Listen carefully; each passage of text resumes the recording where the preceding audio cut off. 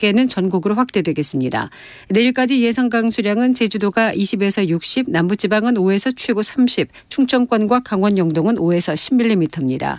내일 아침 기온은 전국이 영하 2도에서 영상 6도 정도 되겠습니다. KBS 1라디오 10시 뉴스를 마칩니다. 아나운서 김성훈이었습니다. KBS.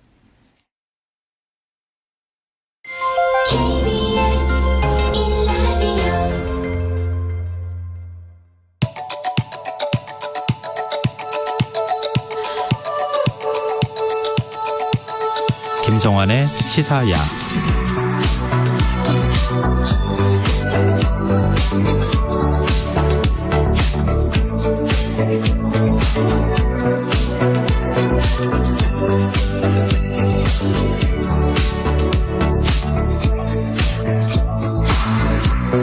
하루의 마무리, 오늘도 함께 하시죠. 시사평론가 김성환입니다. 북한이 어젯밤 대규모 열병식을 개최했는데요. 추후 무력 도발에 나설 가능성은 없는지 더 깊이 들여다보는 인터뷰 시간에 전문가와 얘기 나눠보겠습니다.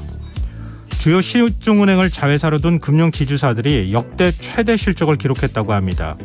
별다른 노력 없이 금리 장사로 돈을 벌었다는 지적이 나오면서 횡재세를 매겨야 한다는 목소리가 커지고 있는데요.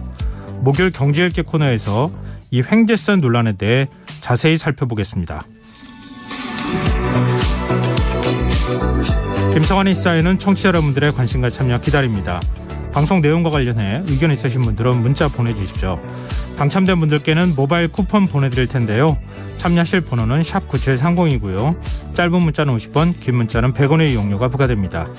콩 어플리케이션과 KBS 1라디오 유튜브 채널을 통해서도 저희 방송을 실시간으로 시청 또 참여하실 수 있습니다. KBS 1라디오 김성환의 시사야. 그럼 지금 시작하겠습니다.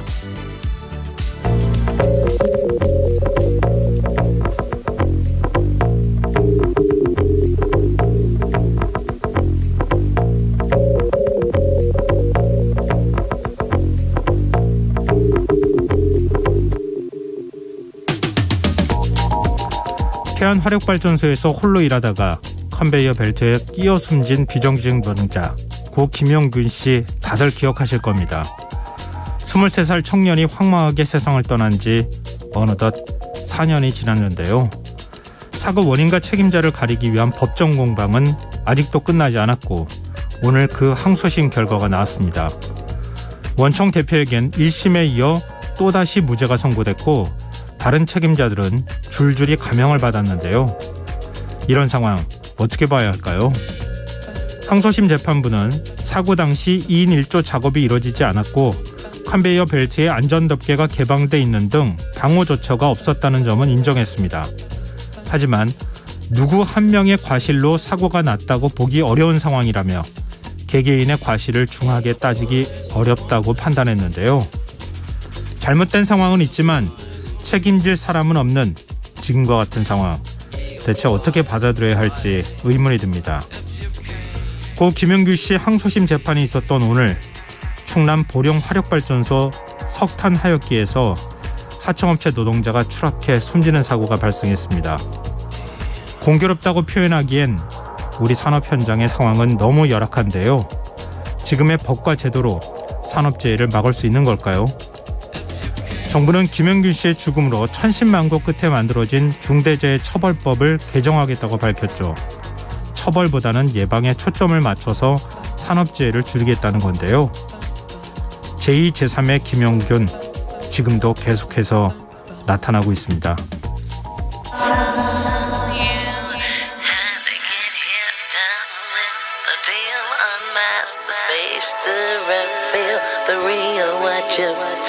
You and your everyday situations, all the unnecessary complications. 오늘 밤 당신 안에 꿈틀거리는 지식 충전 본능이 깨어납니다. 여러분의 자유탐구 영역 김성환의 시사야.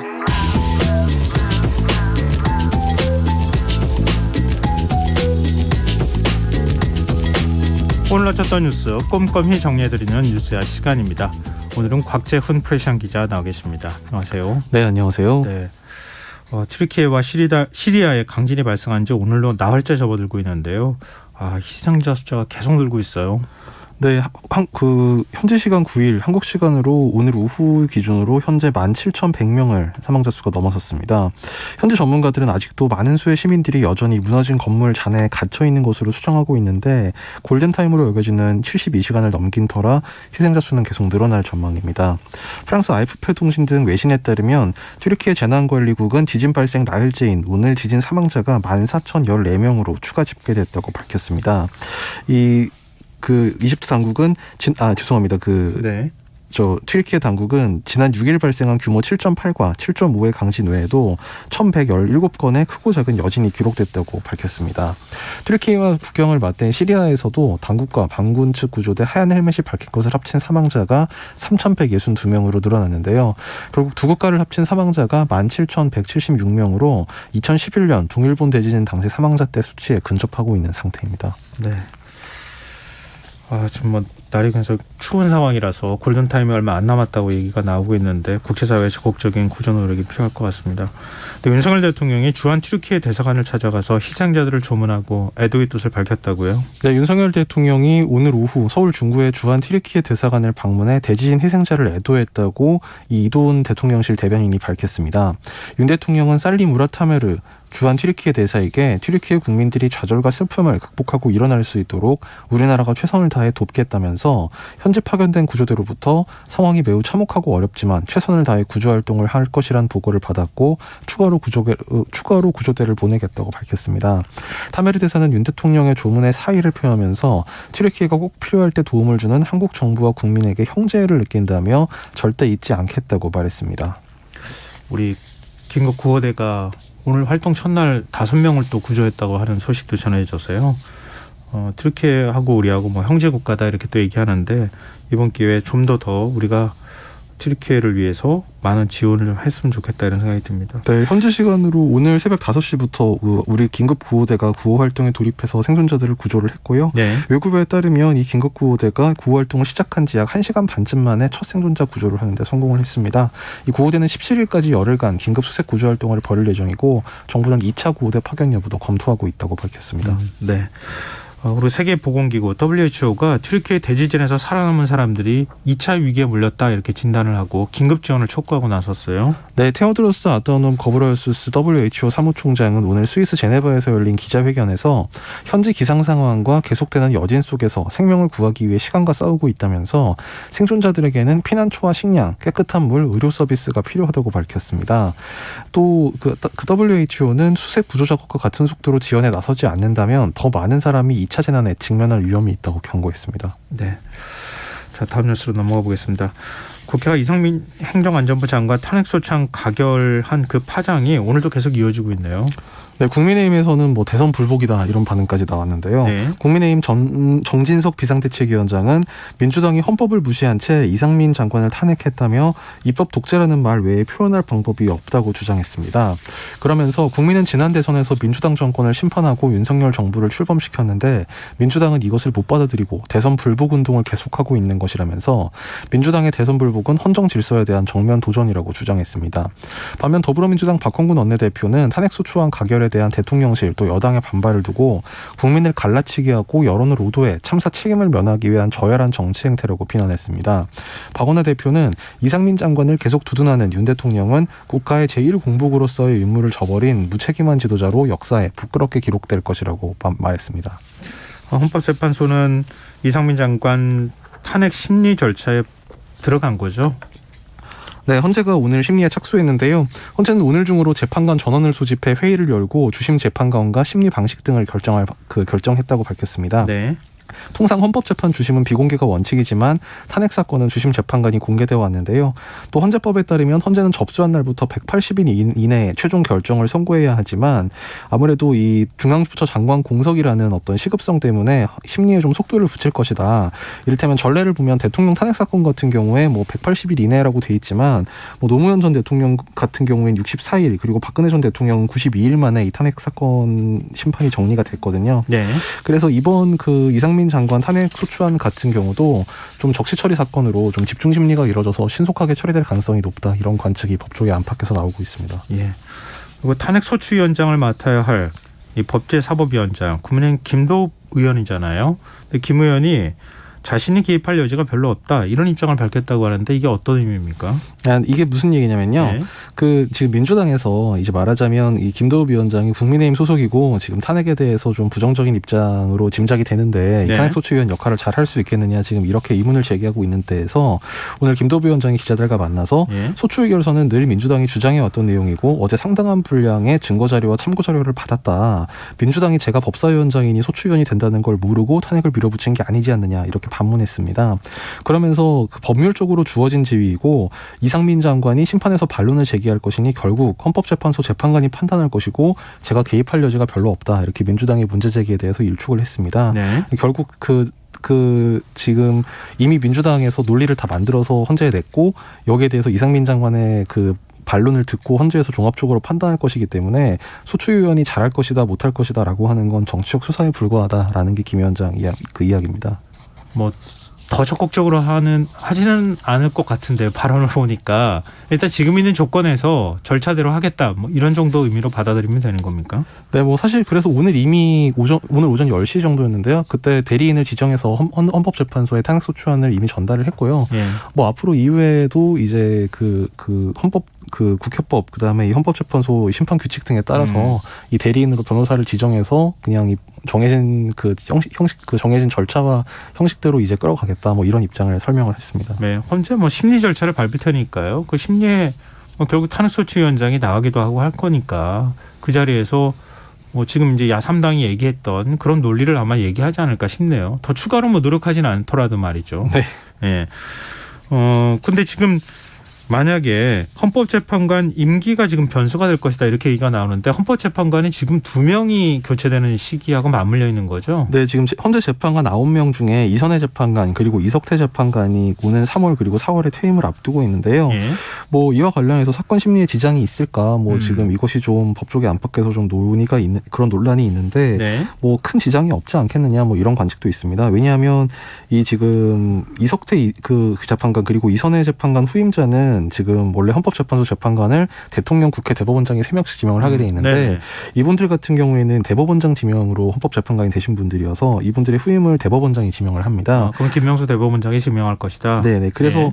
그 중요한 거는 누가 지명하느냐보다도 이제 대법원장이 지명하는 후보는 그 인사청문회를 거치긴 하는데 국회의 동의가 필요 없이 그래서 본회의 표결 없이 윤석열 대통령이 바로 임명을 할 수가 있습니다. 네. 그래서 전후임 교체기라고 해도 이 재판관이 7명 이상 있으면 사건 심리가 또 가능하기 때문에 뭐 2명이 한꺼번에 이제 공석이 되더라도 뭐 그럴 가능성도 높지 않지만 설사 그렇더라도 심리 자체는 가능해서 이 절차가 중단될 여지는 크지 않다 뭐 이런 관측이 있습니다. 네.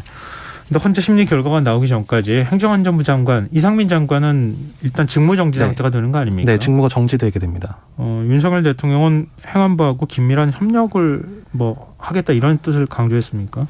예, 대통령실에서는 지금 행안부 장관이 공석이 된 데 대해서 좀 상당히 아쉬움이 나왔는데요. 네. 뭐 이거는 이제 탄핵을 추진한 야당에 대한 어떤 정치적 공세의 의미도 물론 있는 걸로 보입니다. 네. 오늘 대통령실 브리핑에서 정부 혁신과 관련된 것을 예정했던 대로 추진하기 어려운 측면이 있다. 그래서 차관 체제에서는 강력한 추진력보단 관리 수준으로 갈 수밖에 없느냐 이런 아쉬움이 핵심 관계자 말로 나왔습니다.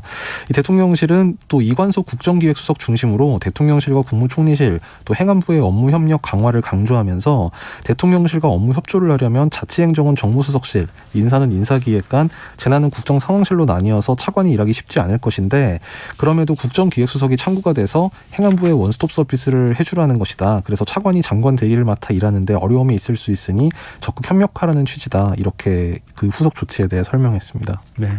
뭐 업무 공백이 없도록 하라 이렇게 대통령이 얘기하는 건 뭐 어찌 보면 너무 당연한 얘기이기도 할 것 같으니까요. 뭐 이후에 뭐 예를 들면 차관을 실세로 임명한다 뭐 이런 얘기도 나오고 있기 때문에 그건 한번 좀 지켜보도록 하죠. 그리고 민주당은 지금 이상민 장관 탄핵 소추를 하는 한데 이어서 이른바 김건희 특검도 패스트 트랙을 태우겠다 이런 뜻을 밝히고 있습니까? 네, 탄핵소추안 가결 여세를 몰아서 이 180석의 그 위력을 발휘해서 이 김건희 특검 관철에 나서겠다. 뭐 민주당 지도부가 지금 이런 의사를 좀 보이고 있는데요. 네.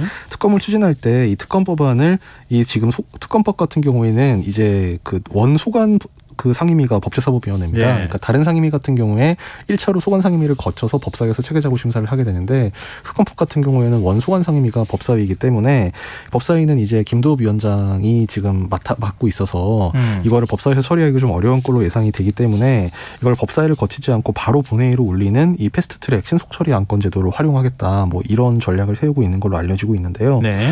이렇게 처리를 하려면 이 제적의원 5분의 3 총 180명의 찬성표를 모아야 되는데 어제 탄핵소추안 가결 찬성표가 179표에 달했고 그 그렇죠. 앞서 있었던 김영 표결에서는 이제 이른바 의사동의 그 의사진행 동의 관련해서는 뭐 찬성표가 181표, 182표 막 이렇게 나왔기 때문에 당내 분위기는 상당히 좀 긍정적인 편입니다. 다만 이 특검법을 실제로 본회의에 처리를 하려고 해도 국회법의 이 패스트트랙 조항에 따르면 뭐 최장 8개월 그러니까 뭐 180일에서 뭐 220일 정도까지 걸릴 수 있기 때문에 또 이제 우여곡절 끝에 그렇게 통과를 시킨다고 해도 대통령이 거부권을 행사할 수 있기 때문에 이제 그 점에 대해서 좀 아주 고민이 깊은 것으로 보입니다. 네, 알겠습니다. 이건 굉장히 시간이 많이 필요한 문제가 아닌가 싶네요. 그리고 내일 도이치모터스 주가 조작 사건 첫 그 재판 결과가 나오는 거죠? 네, 도이치모터스 주가 조작 혐의로 기소된 권오수 전 도이치모터스 회장의 1심 판결이 내일 선고가 됩니다. 예. 내일 오전 11시 이 1심 선고 공판이 열리게 되는데요. 권 전 회장은 2009년 12월부터 2012년 12월까지 주가 조작 선수와 부티크 투자자문사 등과 짜고 91명 명의의 157개 계좌를 동원 도이치모터스 주가를 끌어올린 혐의로 지난 2021년 10월에 기소가 됐습니다. 이 권 전 회장은 2008년 말 도이치모터스가 우회 상장을 한 후에 주가가 하락해서 이 투자자들로부터 주가 부양 압력을 받자 이 같은 범행을 한 걸로 조사됐고요. 또 통정매매 수법으로 2,000원대 후반이었던 주가를 8,000원까지 올린 것으로 지금 검찰이 의심하고 있습니다. 검찰은 작년 12월 16일 결심 공판에서 권 전 회장에게 징역 8년에 벌금 150억 원을 구형했고 반면 권 전 회장은 혐의를 전면 부인하고 있습니다. 근데 지금 이 재판에 더 관심이 되는 것은 공소시효가 다 됐느냐 안 됐느냐 이거 아니겠어요? 네, 그 점에 대해서 사실 대통령실도 상당히 좀 관심을 기울이고 있는 걸로 알려지고 있는데요. 예. 뭐 대통령실에서는 일단 이 권 전 회장이 무죄를 선고받을 경우에 이 김건희 전 대표 연루 의혹에 대한 특검 수사를 요구하는 민주당 주장 자체가 이제 의미가 없다 이렇게 될 것으로 보고 있고 예. 일부 유죄가 나오더라도 이 말씀하신 대로 공소시효가 어떻게 되느냐 지금 이 부분에 대해서 좀 관심을 기울이고 있는 걸로 알려졌습니다. 네. 왜냐하면 지금 이 사건 같은 경우에 이 피고인들의 주가 조작 혐의를 지난 2009년 12월부터 2012년 12월까지 이거를 하나로 묶어서 이른바 포괄 일죄로 기소를 했는데요. 네. 이제 이렇게 됐을 이제 김건희 전 대표가 관여한 것이 지금 2010년 11년 정도이기 때문에 공소시효가 아직 살아 있는 것으로 검찰에서 이렇게 기소를 했는데 네. 반면에 지금 내일 내릴 판결에서 재판부가 이것을 여러 건의 개별적인 범죄다 하나로 묶어서 볼 수가 없다 이렇게 판단할 경우에는 이미 공소시효가 만료된 것으로 볼 수가 있습니다. 네. 이게 뭐 1차 주가 조작 사건, 2차 주가 조작 뭐 이렇게 두 가지로 구분하고 있잖아요. 근데 1차, 2차를 하나로 묶어서 포괄일죄로 만들어서 공소시효가 도가하지 않았다고 지금 검찰이 기소를 한 건데 재판부가 이미 지난 것이다 이렇게 판단을 해버리면 김건희 여사 주가 조작 사건과 관련되어 있는 혐의도 사실 공소시효가 지났다고 볼 수 있는 상황이 돼서 그래서 관심이 될 수밖에 없다. 이제 이런 얘기군요. 네, 지금 여러분께서는 KBS 라디오 김성환의 시사회와 함께하고 계십니다. 계속해서 뉴스야 이어가겠습니다. 민주당 이정민 대표 내일 오전에 검찰에 다시 출석하는 거죠? 네, 내일 오전 11시께 서울중앙지검에 출석할 것으로 지금 예상이 됩니다. 예. 검찰은 지금 이 대표의 2차 출석을 하루 앞두고 질문지를 점검하며 막바지 준비에 들어간 걸로 알려졌는데요. 1차 소환조사 때 작성한 피의자 신문조서 또 진술서를 바탕으로 무려 200쪽이 넘는 질문지를 준비한 걸로 전해졌습니다. 위례 대장동 사업 기간이 길어서 조사 분량이 방대한데 이 대표가 검찰이 제시한 시각보다 좀 늦게 출석하고 이제 이런 사정 때문에 1차 조사 때 충분히 조사를 못했다. 이게 검찰의 입장입니다. 네. 이에 따라 그 2차 조사에서는 위례 대장동 사업을 둘러싼 민간 유착 과정에 이 대표가 개입 또는 묵인을 했는지 이 여부에 대해 추가 보완 조사를 벌일 예정이고 아마 이게 핵심 조사 내용 쟁점이 될 것으로 보입니다. 네. 법원이 어제 곽상도 전 의원의 뇌물수수 혐의에 대해서 무죄를 선고했잖아요. 이런 상황이 이재명 대표 수사에도 영향을 미칠 것이다 이런 전망이 나와요. 이제 그 부분이 좀 오늘 법 쪽에 또 정치권 양쪽에서 약간 좀 논란 내지는 좀 말들이 좀 오갔는데요. 예. 어제 그러니까 지난 3일이죠. 지난 3일 선고된 곽상도 의원 판결문이 최근에 공개됐는데 이 판결문에 보면 이제 그 김만배 씨가 남욱 정영학에게 곽 전 의원 아들을 통해서 이 곽 의원에게 50억 원을 줘야 한다는 말을 해왔다. 또 이 정영학 회계사 등과 그 구체적 지급 방안에 대해 논의하는 대화를 한 사실은 인정된다. 즉 정영학 노치로 그 자체에 그 말하자면 이것이 뭐 위조됐거나 변조됐거나 이런 것은 아니다. 그래서 신빙성 자체는 있다라고 판단을 하면서도 이 부분에 대한 김만배의 진술에 신빙성이 있다고 보기 어렵다. 그러니까 이것의 증거 능력으로서의 부분은 배척을 했습니다. 그 이유는 이제 그 피고인 김만배의 진술 부분은 피고인이 아닌 자인 이 광모 씨, 그러니까 곽상도 의원 아들의 진술을 내용으로 하는 진술, 그래서 전문 진술에 해당한다. 그래서 증거 능력이 없다는 게 법원의 판단이었는데요. 네.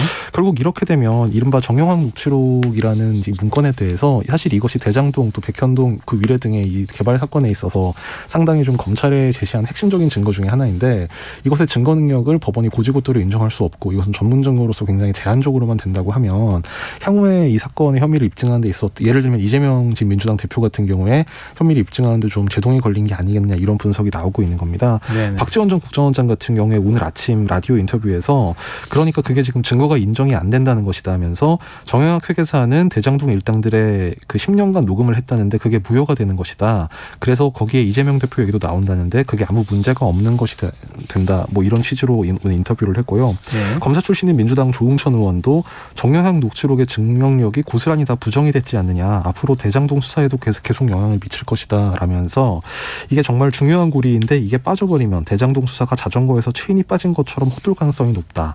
또 정영학 녹취록을 근거로 해서 이제까지 되어왔던 것들이 굉장히 문제가 많고 또 유동균의 것, 김용에게 준 것은 이재명 대표를 보고 준 것이라는 논리로 지금까지 접근을 해왔는데 아들에게 준 것도 아버지에게 준 게 아니라고 하는 건데 그러면 김용, 정진상 이런 분들을 이 대표랑 어떻게 결부를 시키겠느냐 뭐 이렇게 반문하기도 했습니다. 네, 알겠습니다.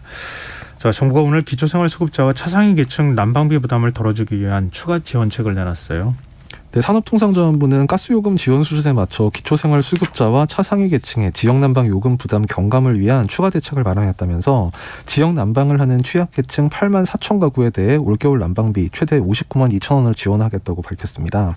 앞서 산업부는 지난 1일 기초생활수급자와 차상위 계층 등 200만여 가구 가운데 도시가스를 이용하는 약 168만 가구를 대상으로 지난해 12월부터 약 4개월간의 겨울 난방비를 총 59만 2천 원까지 일괄 지원하는 내용을 발표한 바 있는데요. 이번 대책은 지역 난방을 하는 취약계층 전체 약 15%에도 똑같은 난방비를 지원하겠다 이런 취지입니다. 그래서 지난달 27일 지역 난방을 하는 취약계층의 올해 1, 3월 요금 지원 규모를 기존의 2배로 확대하는 내용의 지원 대책을 발표한 데 이어서 지원 규모를 더욱 확대한 것으로 이제 보시면 될 것 같습니다. 네. 근데 윤석열 대통령은 중산층과 서민의 난방비 부담을 경감하는 방안을 적극 검토하라 이렇게 수석비서관 회의에서 지시를 내린 바 있잖아요. 네. 그런데 이창양 산업통상자원부 장관은 중산층 난방비 지원에 대해서 좀 신중한 입장을 보였어요. 네, 사실 윤 대통령이 지난달 30일 수석비서관 회의에서 이 중산층과 서민의 난방비 부담 경감하라 이런 지시를 했는데 네. 이 발언에 대해서 지금 대통령실 또 정부의 산업통상자원부 그리고 여당까지 나서서 좀 의미를 축소하고 일단 서민층 지원이 먼저다, 중산층은 다음 문제다 이런 식으로 좀 말하자면 그 의미를 지금 축소를 하고 있습니다. 네. 오늘 이창영 장관이 이제 국회 산업통상자원 중소벤처기업위원회 전체회의에 출석을 했는데요. 이 장관은 이 자리에서 중산층 난방비 지원을 검토하라는 대통령의 지시는 난방비 부담을 폭넓게 경감할 수 있는 방법을 찾으라는 취지로 이해한다면서 국가 재정 건전성과 예산 상황을 고려할 때 신중한 검토가 필요하다고 밝혔습니다.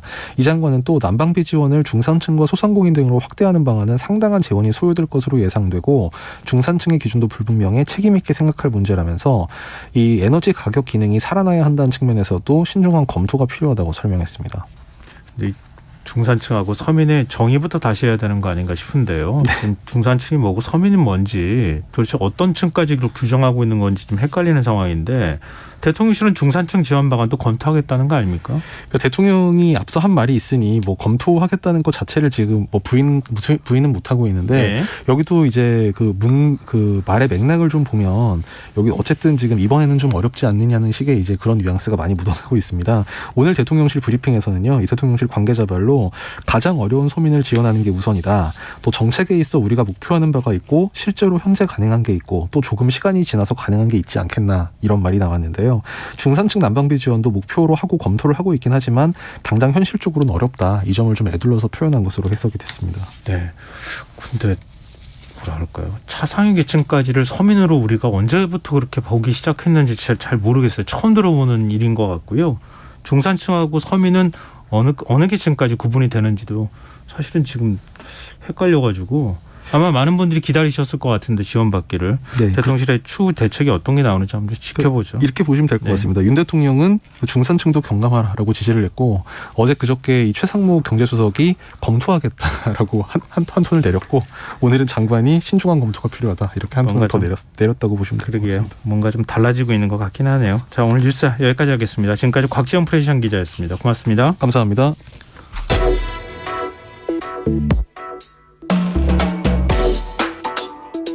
더 나은 내일을 준비하는 시간 KBS 1라디오 김성환의 시사야. 북한이 지난밤 건군절 75주년을 맞아서 대규모 열병식을 개최했습니다. 김정은 국무위원장은 딸 김주혜와 함께 열병식에 참석하는 등 눈길을 끄는 장면들이 적지 않았는데요. 홍민통일연구원 북한연구실장 연결해서 조금 더 자세한 얘기 나눠보겠습니다. 실장님 안녕하세요. 예, 안녕하세요. 네, 그러니까 국군의 날 하면 건군절하고 좀 같이 비슷한 느낌을 좀 받게 되는데요. 이게 또 꺾이는 해라 그래야 될까요? 75주년이잖아요. 네네. 근데 우리의 국군의 날하고는 좀 북한에서는 의미가 다른 거죠, 건군절은? 예, 유사하다고 볼 수 있습니다. 이제 북한에서 군을 기리는 그 기념일이 두 개가 있습니다. 예. 하나는 2월 8일, 오늘과 같은 이제 조선인민군 창건일이고요. 예. 또 하나는 이제 4월 25일 조선혁명군 창건일이 있습니다. 이 조선인민군은 정규군입니다. 그래서 소위 말하는 조선민주주의인민공화국 국가가 세워진 이후에 정규 군대로서 조선인민군이 창건된 날을 이제 2월 8일로 해서 네. 기리고 있습니다. 그래서 1948년에 이제 창군이 됐기 때문에 올해로 이제 75주년이 돼서 오늘 그 꺾어지는 소위 이제 정주년에 해당되는 해가 되고요. 예. 4월 25일 조선인민혁명군은 소위 이제 항일 빨치산 투쟁이죠. 과거 김일성이 했다고 주장하는 그 항일 빨치산 투쟁에 기원을 두고 그 당시에 빨치산 부대를 결성했던 시기를 조선혁명군의 창건일로 보고 기리고 있습니다. 그래서 이게 이제 얼마 전에 이제 90주년을 맞아서 굉장히 성대하게 작년이었죠. 네. 작년에 90주년을 맞아서 굉장히 성대하게 역대급으로 이제 열병식을 한 바가 있는데 오늘은 바로 이제 정규군에 해당되는 조선인민군의 창건일이라고 할 수 있습니다.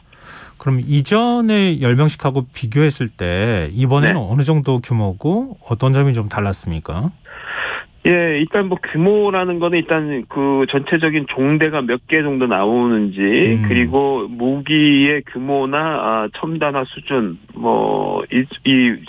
비중, 이런 것들을 좀 보는 개념이 아마 이제, 역대급에 해당되는지, 볼 수 있는 부분인데, 일단 역대급이라고 보긴 좀 어려울 것 같습니다. 일단, 지난해에 4월 25일 있었던 조선혁명군의 창건일 때, 90주년일 때, 상당히 많은 무기들이 동원돼서 실제 치러졌었는데요. 그 당시 동원된 무기가 26종 한 170여 대가 동원된 바가 있습니다. 식별된 무기만.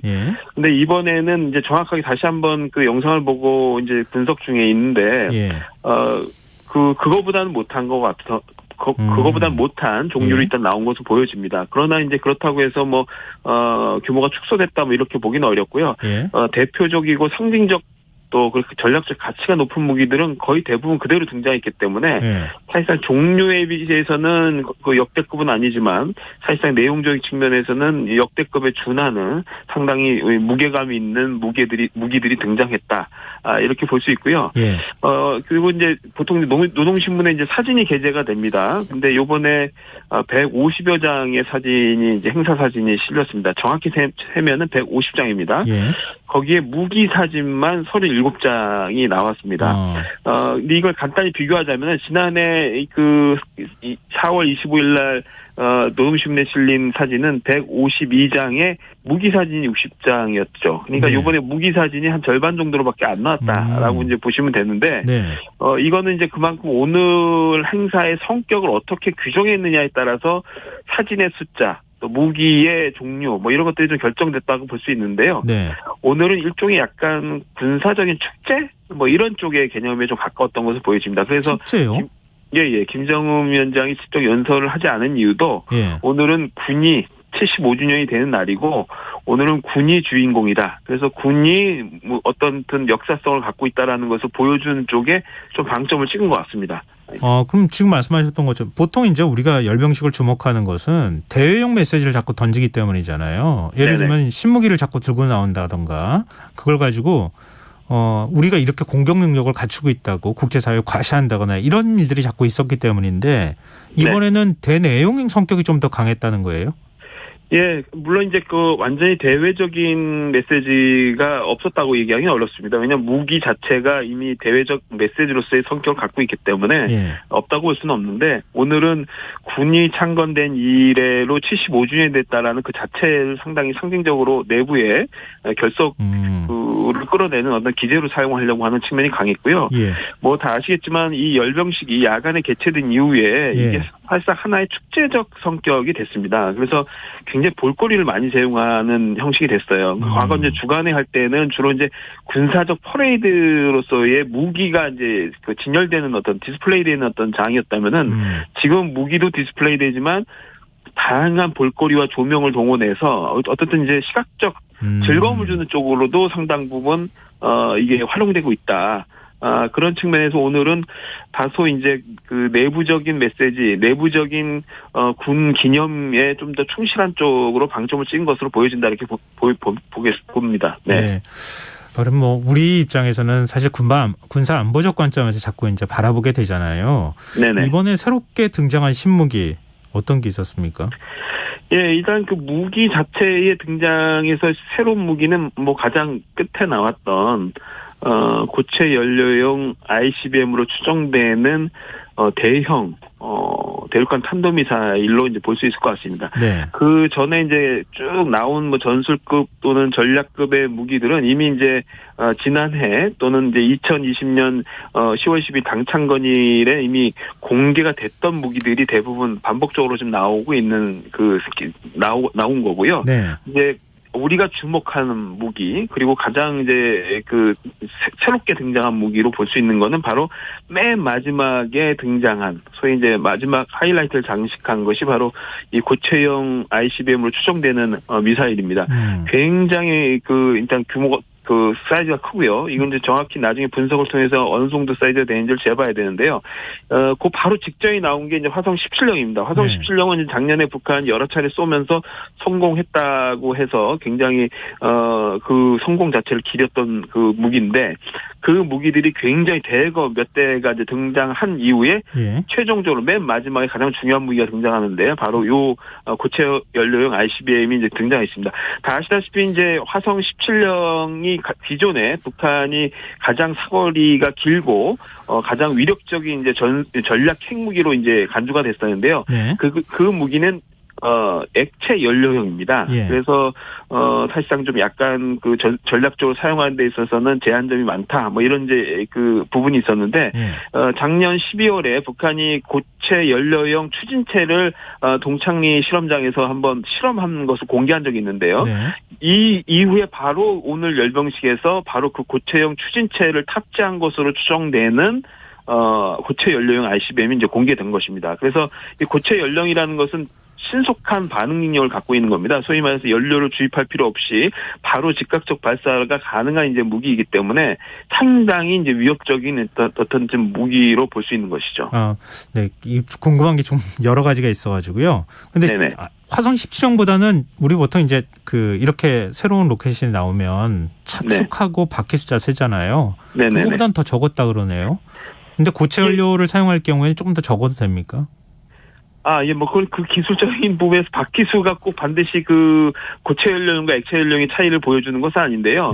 일단 오늘 등장한 고체 연료용 ICBM으로 추정되는 이 미사일은 일단 실험은 하지 않았습니다. 그러니까 그 말은 뭐냐면 추진체 자체의 실험은 했지만 그 자체의 어떤 미사일의 성능을 실험하기 위한 본 발사는 사실상 이루어지지 않은 그러니까 실험 전에 무기로 이제 우리가 좀 간주할 수 있는 부분이죠. 그러니까 화성 17형 같은 경우는 지난해 뭐 3월부터 해서 연속적으로 몇 차례에 걸쳐서 실패를 거듭해가면서 이제 쏜 무기였다면은 요번에 맨 마지막에 등장한 고체 연료형은 아직 그런 실험을 거치지 않은 무기로 이제 볼 수 있는데요. 근데 그렇기 때문에 이것이 이제 어느 정도의 위력과 무게를 가지고 있는지에 대해서는 아직은 뭐 검증된 바가 전혀 없고 평가할 만한 어떤 재원의 소스가 전혀 없습니다. 오늘 또 전체적으로 덮개를 쓰고 나와가지고 이게 이제 실물형으로서의 어느 정도의 그 능력을 갖고 있는지가 좀 가늠하기 좀 어려운 그런 부분이 있습니다. 네. 그 아까 제가 바퀴수차 말씀드렸던 거는 왜냐하면은 우리가 이제 미국까지 도달할 만한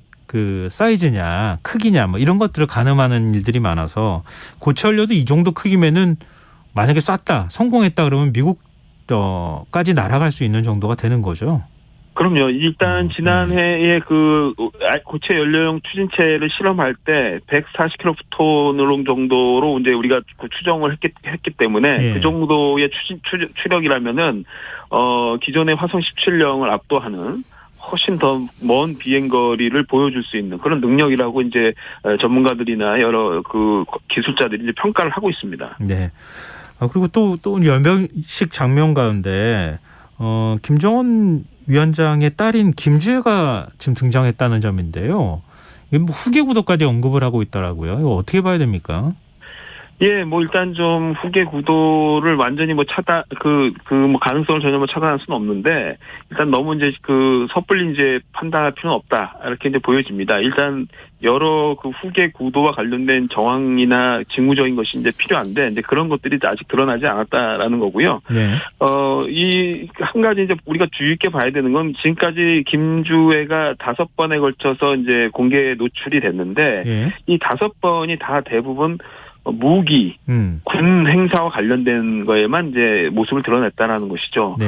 그러니까 후계 구도로 이걸 받아들이려면은 최소한 당이나 국가나 공화국 관련된 행사 또는 경제 시찰, 뭐 기타 여러 가지 공개 활동에 다양하게 만약에 모습을 드러냈다라면 조금 얘기가 달라지는데 지금 군에 관련된 행사나 무기와 관련돼서만 이게 등장했다라는 것. 그것은 무슨 말이냐면 군과 무기와 관련된 거나 군 행사는 주로 뭘 메시지화 시키기 위해서 있는 메시지화 시키냐면 주로 안보, 안전에 관련된 문제 그리고 주로 국방력 또 자위력 이런 것을 보통 보여줄 때 군 행사나 무기가 메시지화 되는 겁니다. 그렇기 때문에 이런데 이제 김주혜가 나왔다라는 건 곧 군이 메시지화 시키려고 하는 것에 김주혜가 어떤 형식으로 활용될 수 있다고 보기 때문에 이제 등장하는 거거든요.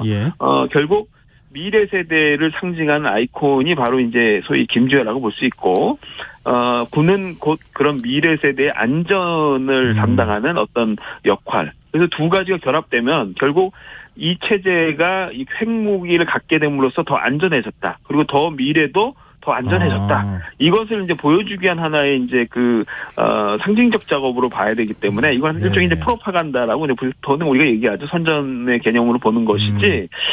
이걸만 가지고 그냥 뭐 후계 구도 이렇게 얘기하는 거는 이제 다소 이제 섣부른 감이 있고 이제 첫째 아들이 있기 때문에 그 첫째 아들의 동향은 굉장히 극비에 붙여져서 노출이 안 되고 있다는 것 그 자체만으로도 이미 후계 구도와 연관되어 있을 가능성이 오히려 이제 첫째가 더 높다 이렇게 볼 수도 있습니다. 네. 그 앞서 이제 고체 연료용 ICBM으로 추정되는 로켓을 공개했다 이렇게 말씀하셨는데요. 이것도 실험 아직 안 한 거 아닙니까? 북한이 추가로 도발할 가능성 어떻게 보십니까?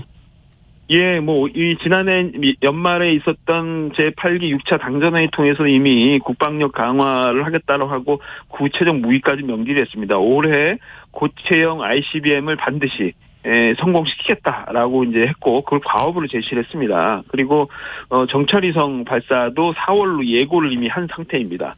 그리고 그 외에 전술핵을 좀 더 다종화하겠다라는 것 이것도 예고를 했습니다. 그러니까 우리 어떤 것도 쉽게 볼 수 없는 굉장히 우리에게는 위협적인 그렇죠. 무기를 다 이미 예고를 한 상태입니다. 그렇기 때문에 아마 이제 이 열병식이 끝난 이후부터 이제 3월이 되면은 이제 한국 또 이제 한미 연합 훈련이 좀 더 고강도로 이루어지는 시기입니다. 이거와 맞물려서 이제 아마 북한도 일정하게 자신들의 무기를 실험하고 과시하고 대응하기 위한 용도의 타이밍들을 아마 설정해 놨을 것으로 보여지고요.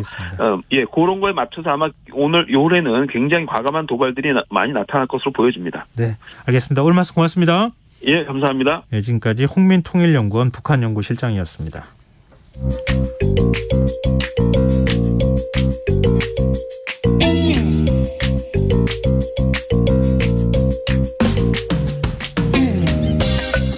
코로나19 여파와 우크라이나 사태로 고물가가 지속되면서 많은 경제 주체들이 어려움을 겪고 있는데요.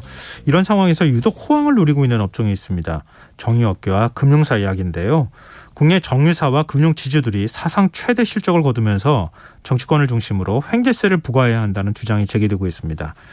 오늘 경제읽기 코너에서 이 횡재세에 관한 문제 얘기 나눠보도록 하겠습니다. 경향신문 박병률 경제부장 만나보겠습니다. 안녕하세요. 네, 안녕하세요. 예.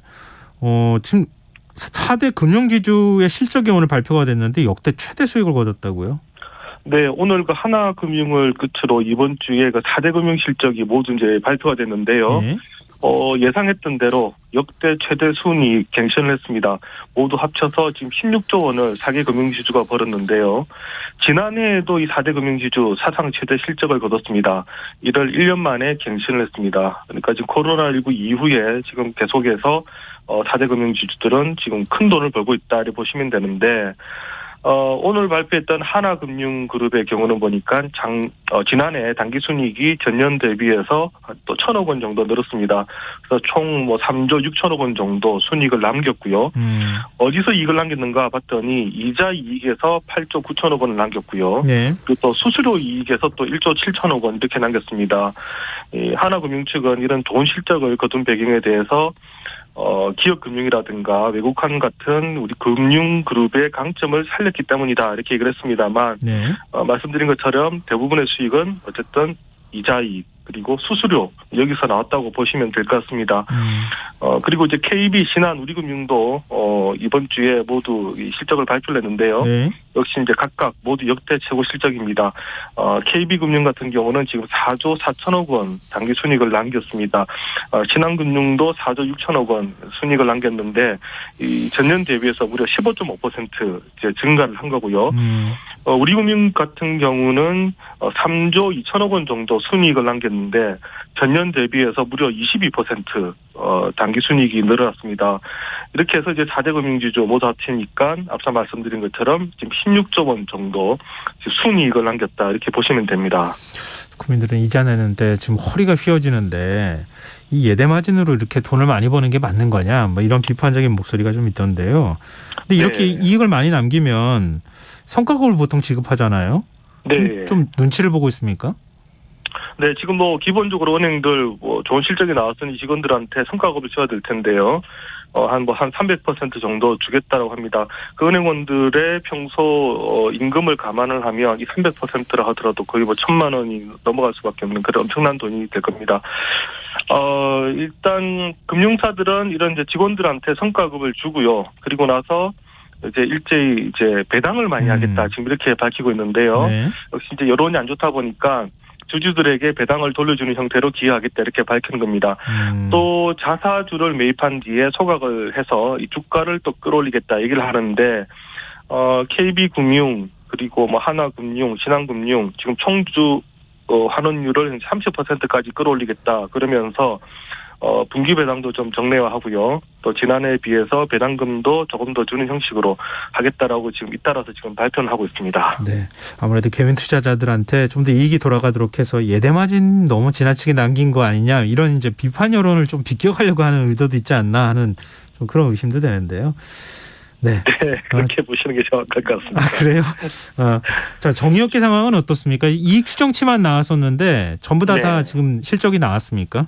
네, 지금 나온 것도 있고 안 나온 것도 있는데요. 네. SK이노베이션의 경우는 보니까 지난해 영업이익이 1년 전보다 무려 130% 가까이 증가했습니다. 그러니까 2배가량 수익이 많았다고 보시면 되는데 연결 기준으로 지난해 영업이익 4조 원 기록을 했고요. 네. 매출은 78조 원이 넘었습니다. 매출도 전년 대비 67% 증가를 했습니다. 이 영업이익과 매출액 모두 역대 최대치입니다. 현대오일뱅크의 경우도 지난해 영업이익이 2조 8천억 원인데 네. 역시 전년 대비해서 155% 증가를 했습니다. 그리고 아직 실적을 발표하지 않았습니다만 이제 GS 칼텍스의 경우도 아마 지난해 사상 최대 실적을 냈을 것으로 그게 확실시가 됩니다. 이 산업연구원이 지금 분석한 자료를 보니까 2017년에서 2021년 사이에 정유업계의 평균 영업이익률은 2.5% 정도였는데요. 예. 하지만 지난해 1분기에서 3분기 사이에 국내 정유 4사의 영업이익률은 무려 9.4%까지 껑충 뛰고 있습니다. 정유사의 경우는 올해도 지금 전망이 상당히 밝습니다. 지난해 4분기에 그 국제 유가가 좀 주춤하면서 올해 이익이 좀 감소하지 않겠느냐 이렇게 봤는데요. 네. 하지만 지금 1월 들어가지고 다시 이제 정유사들의 정제 마진이 다시 상승세를 보이고 있습니다. 최근에 유가가 다시 또 상승을 하고 있고요. 미국 같은 경우는 지금 전략 비축률을 계속해서 사들이겠다 얘기를 하고 있고, 중국은 또 리오프닝을 하니까 계속해서 지금 수요가 확대되고 있습니다. 여기에다 이제 오펙 플러스는 감산을 하겠다라고 하니까 예. 이러면 또 올해도 고유가에다가 또 이런 이제 상품들도 이 가격이 올라갈 가능성이 큽니다. 상황이 이렇다 보니까 지금 주요 정유사들 적게는 월 기본급의 100%, 많게는 1,500%에 달하는 성과급을 주겠다 이렇게 지금 밝히고 있습니다. 그러니까 지금 말씀하신 거 아주 확정치는 아니지만 대략 4대 정유사들 그 순이익을 합치면 10조 원이 지금 훌쩍 넘어가는 거잖아요. 네. 지금 에너지 취약계층에게 정부가 지원하겠다고 하는 예산이 한 3천억 정도 되는 상황인데, 그러니까 정유사들이 자발적인 노력에 의해서 지금 얻은 수익이라기보다는 국제 유가가 올라가면서 얻은 수익이니 좀 환수해야 되는 거 아니냐, 뭐 일종의 횡재세 논란이 그래서 나오는 거잖아요. 네, 맞습니다. 이게 지금 정유사들 같은 경우도 지금 성과급 지금 뭐 1,500%까지 주겠다 이러는데, 뭐 사실 성과급 1,500%면 거의 지금 연봉의 2배를 이제 받게 되는 이제 그런 상황인데요. 근데 이제 말씀하신 것처럼 작년에 그런 성적들이 정유사들이 특별히 기술 개발이라든가 혁신을 해서 얻은 게 아니라 코로나19와 우크라이나 사태라는 아주 특수한 상황으로 인해서 큰 돈을 이제 벌었다는 점에서 투자에 의한 정당한 수익은 아니지 않느냐, 이런 시각이 있고요. 이게 이제 윈드폴 텍스 논쟁으로 벌어지고 있습니다. 이게 윈드폴 텍스가 이제 하늘에서 떨어지는 낙과를 의미하다 보니까 우리말로는 이제 횡재세 이렇게 지금 이제 번역을 하고 있습니다만, 사실 이거 의미로 보자면 횡재세보다는 이게 초과이윤세에 가깝다라고 보시는 게 맞을 것 같습니다. 그러네요. 네. 근데 이게 특정 회사나 산업이 이 타이에 의해서 평소에 그 산업이 얻고 있던 이익 이상의 과도한 수익이 생길 때 세율을 높여가지고 세금을 좀 더 걷자라는 이제 그런 내용인데요. 근데 이게 사실 개념이 우리에게는 좀 낯섭니다만, 이미 서구 사회에서는 부과한 지 지금 100년이 넘은 세금이고요. 부과한 경험이 있는 나라들도 상당히 많습니다. 이 역사가 깊네요. 이게 갑자기 생겨난 게 아니네요. 맞습니다. 예. 미국의 경우는 1914년 1차 세계대전 때 논의가 됐었고요. 예. 이 전쟁이 나니까 갑자기 그 제조업체들 막대한 이익을 남겼습니다. 뭐 US 스틸이라든가 듀폰 같은 회사들인데 수익이 막 너무 증가를 하니까 이게 초과이윤 고수익세라 해서 이제 세금을 걷기 시작을 했습니다. 결국은 이 전쟁을 통해서 많은 사람들이 고통을 받습니다만, 상대적으로 어떤 기업은 수익을 많이 남기는 부분에서 미국이 일종의 이제 세금을 이제 환수를 했고요. 이 세금을 가지고 자금을 모아서 또 다시 이제 전쟁 자금이라든가 정부를 운영하는 자금으로 썼었습니다. 마찬가지로 영국도 1차 세계대전 때 비슷한 세금을 이제 도입을 하기도 했었고요. 특히 그 1997년 그 공공부문 민영화 과정에서도 영국은 이 과정에서 발생했던 시세 차익을 환수하기 위해서 횡재세 같은 이 개념의 세금을 또 도입하기도 했습니다. 근데 최근에도 횡재세를 도입한 나라들이 있습니까? 네, 많습니다. 그 EU 국가들은 지금 대부분 다 지금 도입을 하고 있다 이제 보시면 되는데요. 예. 이제 그러다 보니까 이게 무슨 뭐 반자본주의적인 생각 아니냐라고 지금 말을 할 수가 없는 게, 영국도 도입하고 EU도 도입하고 지금 미국마저도 논쟁이 되다 보니까 우리 이런 이제 자본시장에서, 그리고 이제 자본주의 상황에서 어떤 이제 왜곡된 상황에서 교정하는 세금으로 지금 선진국들이 쓰고 있는 것 아니냐, 지금 이런 식으로 지금 접근이 좀 가능할 것 같습니다. 특히 지금 정유 부분에서 수익이 급증한 것 모든 나라가 지금 똑같은데요. 그러다 보니까 특히 에너지 관련사에 대해서는 이런 횡재세 개념의 세금을 매기는 나라들이 급증을 하고 있습니다. 특히 EU 같은 경우는 사실상 이런 그 세금을 매겨라라고 지금 공고를 하기도 했는데요. 지난해 9월에 그 EU 집행위원회가 이 재생에너지 그리고 뭐 원전, 석탄, 화력발전 등 이런 발전 기업에 대해서 이익 상한을 정하고요. 그리고 이제 그 외 화력발전소에 대해서도 한시적으로 연대 기여금을 부과를 해서 어느 정도의 재정을 확보하자 이런 계획을 제안을 했고 네. 여기에 따라서 지금 많은 EU 기업들이 횡재세 같은 내용의 세금을 지금 도입을 하고 있습니다. 네. 네, 횡재세를 반대하는 목소리도 적지는 않은데요. 해외와 우리 사례는 다르지 않느냐. 해외는 뭐 석유를 시추하는 기업들한테 부과하는 거지만 우리는 정제마진 아니냐. 뭐 이런 주장이 있거든요. 여기 대해서 어떻게 보세요? 근데 EU의 경우를 보니까 이 석유를 시추하는 기업, 그러니까 석유를 생산하는 기업으로만 한정을 하지 않고 있습니다. 에너지 관련 기업이면 다 일괄 지금 부과를 하고 있는데요. 근데 아일랜드의 경우를 보니까 태양이라든가 풍력 에너지 이런 재생 에너지에 대해서도 지금 부과를 하고 있습니다. 석유 석탄 에너지 기업에 비해서는 세금을 좀 적게 걷습니다만 분명히 지금 재생 에너지 기업에 대해서도 세금을 이제 걷고 있고요. 그리고 독일의 경우도 보니까 화석 연료 기업에 대해서 2022년과 2023년에 지난 4년간 평균 이익의 20%를 초과하는 소득을 거뒀을 경우는 일괄적으로 지금 초과 이익세로 걷고 있습니다.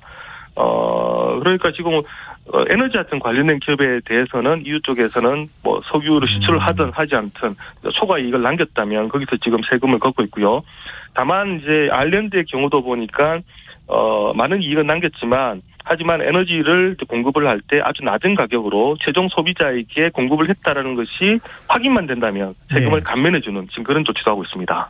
정유사들이 뭐 기부금을 내던데요. 이거를 횡재세 개념으로 뭐 일종의 연대세 개념으로 볼 수 있습니까? 네, 이게 사실 저희가 지금 횡재세라고 말을 하니까 어느 정도 또 심리적인 어떤 거부감도 들고요. 그렇습니다만 EU의 경우는 어떤 식으로든지 이렇게 급증한 이익을 환수를 하고 다시 재분배할 수 있으면 다 윈드폴 텍스로 지금 보는 그 개념이 있습니다.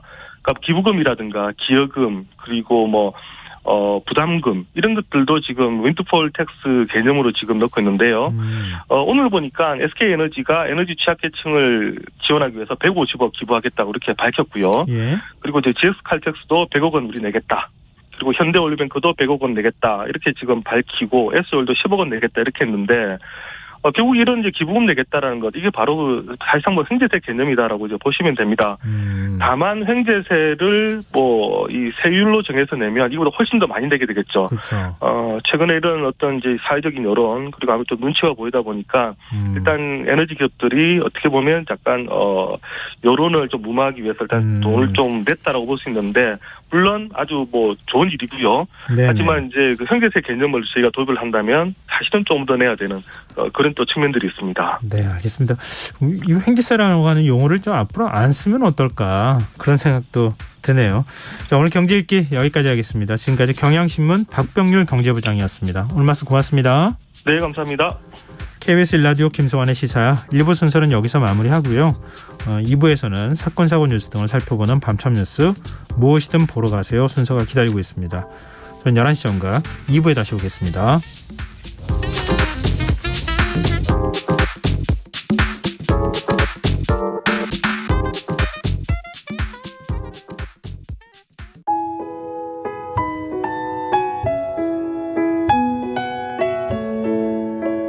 경제적인 어려움에 처한 위기 가정들이 늘고 있습니다. 복지 사각지대에 처해 있는 가정들을 미리 찾아서 지원하고 위기로부터 구하는 일이 시급한데요. KBS 강태원 복지재단은 전국의 복지관과 연대해 복지 사각지대에 있는 위기 가정들을 찾아서 지원하는 운동을 시작합니다. 생활고로 인해 소중한 생명과 가정이 파탄나는 비극이 다시는 일어나지 않도록 이 일에 함께해 주십시오. 지역 복지 전문가로서 누구보다 위기 가정을 잘 찾아낼 수 있는 복지관과 관계자 여러분들의 많은 참여를 기다리고 있습니다. 지금 바로 KBS 강태원 복지재단 홈페이지에서 신청해 주세요. KBS 강태원 복지재단.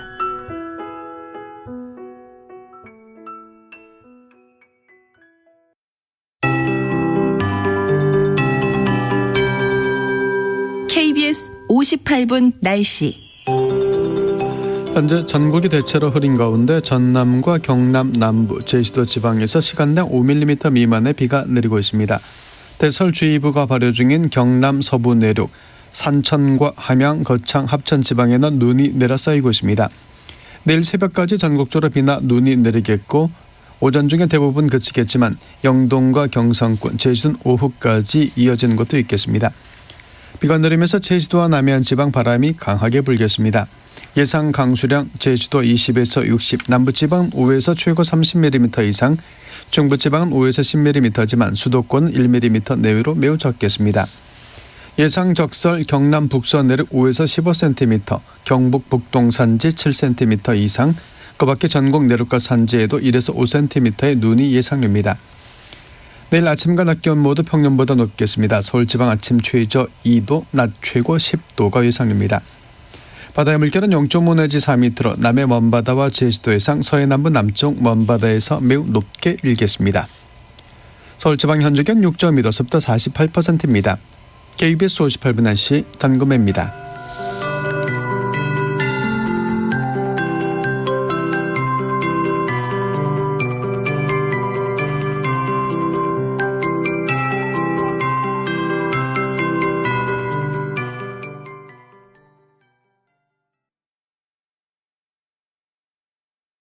정성을 다하는 국민의 방송 KBS가 11시를 알려드립니다. AM 711kHz, FM 97.3MHz, KBS 1라디오입니다. HLKA.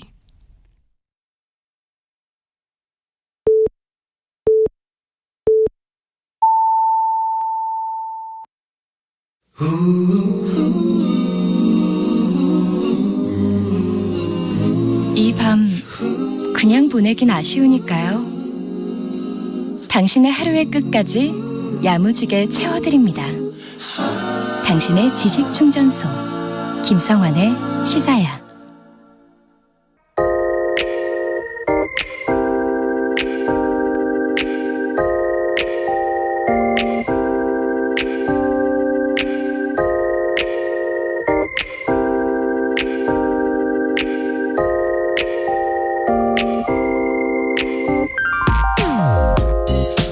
최근 한 신문이 지역 의료의 불평등을 주제로 기획 보도를 하고 있는 내용이 무척 인상적이었습니다. 지역의 암 환자들이 서울의 빅5 병원과 경기도 국립암센터로 몰려들고 있다는 사실, 이건 이미 다 아실 텐데요. 신문이 그 의료 실태를 풀어나가는 방식이 흥미로웠습니다. 각종 통계와 연구자료가 아닌 병원 근방에 형성된 환자촌을 통해 불평등의 심각성을 전하고 있어서였는데요. 집과 수도권 병원이 너무 멀리 떨어져 있어서 통원 치료가 어려운 환자들이 병원 근방에 있는 고시텔과 레지던시 등을 임시 숙소로 사용한 것이 계기가 됐다고 하는데, 한두 명 누우면 꽉 찰 만큼 비좁은 방에 아픈 몸을 누일 암 환자들의 모습을 상상하니 저도 모르게 이대로는 안 되겠다는 결의가 느껴지더군요. 그런데 이 정도 결기는 아니어도 변화에 대한 열망을 샘솟게 하는 소식이 하나 더 있었습니다. 광주 시민들이 만든 우리 동네 의원 이야기인데요. 2년 전 빛고울 국민체육센터 1층에 자리 잡은 말 그대로 동네 병원인데 출발이 남다릅니다. 광산구의 지원을 받아 광주 시민 1000여 명이 의료복지사회적 협동조합을 설립해 만든 병원입니다. 민관이 힘을 모아 의료협동조합을 결성한 것은 전국에서 처음 있는 일이라고 합니다. 우리 동네 의원 의료진은 오전에는 일반 환자를 치료하는 상주 진료를 하고 오후에는 동네 곳곳을 돌며 방문 진료를 한다고 합니다.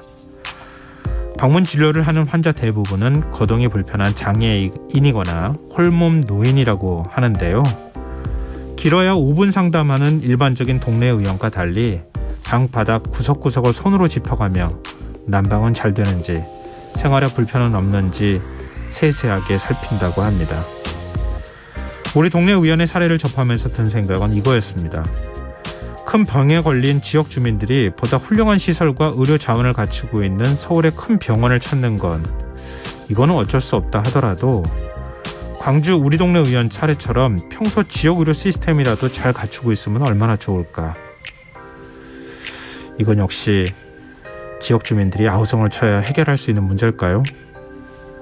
지금까지 오늘의 발견이었습니다.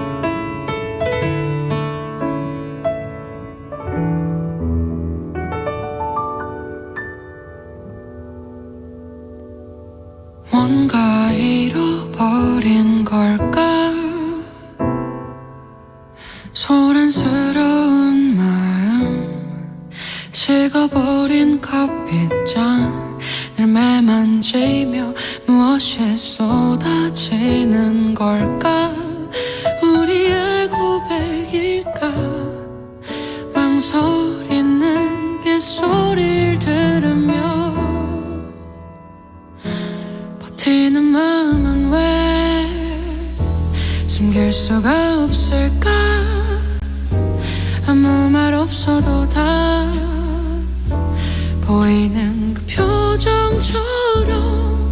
네가 기다리는 말을 난 알 것 같은데 나도 겁쟁이람 나도 겁쟁이람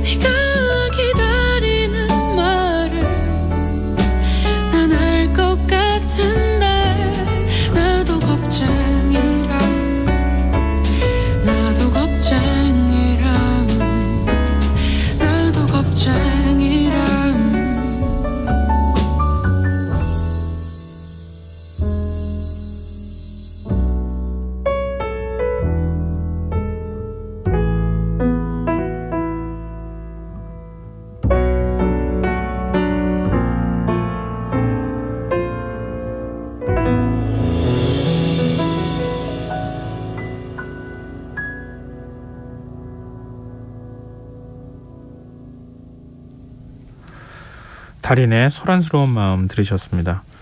김성환의 시사는 언제나 청취자 여러분의 관심과 참여 기다립니다. 오늘도 오늘의 발견 들으시고요. 청취자분들이 문자 보내주고 계시는데요. 4936님 그래서 환자가 병원을 찾아가는 게 아니고 예전처럼 왕진제도가 있어야 될 것 같습니다. 가정간호도 활성화시키고요. 이런 의견 주셨어요. 그리고 6898님 서울에서 자취하는데 부모님께서 종종 병원 때문에 서울 올라오십니다. 꼭 어디가 아프시지 않아도 검사는 서울병원에서 받으셔야 한다고요. 지역에도 서울만큼 큰 병원이 많이 생기면 먼 길 다녀가지 않으셔도 될 텐데 말이죠. 이런 의견 주시기도 하셨어요. 어느 순간부터 이게 한 2000년대 들어서서 더 심해진 것 같아요. 이제 병 걸리면 서울에 있는 큰 병원 가야지 이렇게 얘기들을 하곤 하거든요. 근데 사실은 그런 인식이 생겨났다는 것 자체를 좀 들여다봐야 되지 않을까 싶어요. 그만큼 서울에 있는 병원에 훌륭한 의사들이 많이 모여있고 치료 가능한 의사들이 모여있고 시설이 훌륭하다. 이렇게 연결이 되는 거거든요. 근데 사실 광역 단위별로 이 정도 병원을 하나씩 못 만들까? 과연 그게 대한민국의 경제력으로 봐서 불가능한 일일까? 저는 가능할 것 같거든요. 근데 왜 안 될까 하는 생각이 들어요. 그리고 우리 동네 의원 얘기들 앞서 의견 주셨는데요. 좀 이렇게 살뜰히 보살펴주는 의원이 좀 많아졌으면 좋겠어요. 그것도 역시 안 되지는 않을 것 같거든요. 할 수 있을 것 같은데. 이런 할 수 있다는 희망을 좀 갖고 정치권에서 좀 대안을 만들고 의료계도 같이 동참하면 참 좋겠습니다. 네, 의견 보내주셔서 정말 고맙습니다. 계속해서 문자 주십시오. 저희가 추첨해서 당첨된 분들께 모바일 쿠폰 선물로 드리겠습니다. 참여하실 문자 번호는 샵9730이고요. 짧은 문자는 50원, 긴 문자는 100원의 정보 이용료가 부과됩니다. 콩 게시판 KBS 라디오 유튜브 채널을 통해서도 무료로 참여하실 수 있습니다. KBS 라디오 김성환의 시사회와 함께하고 계신 지금 시각은 11시 9분입니다.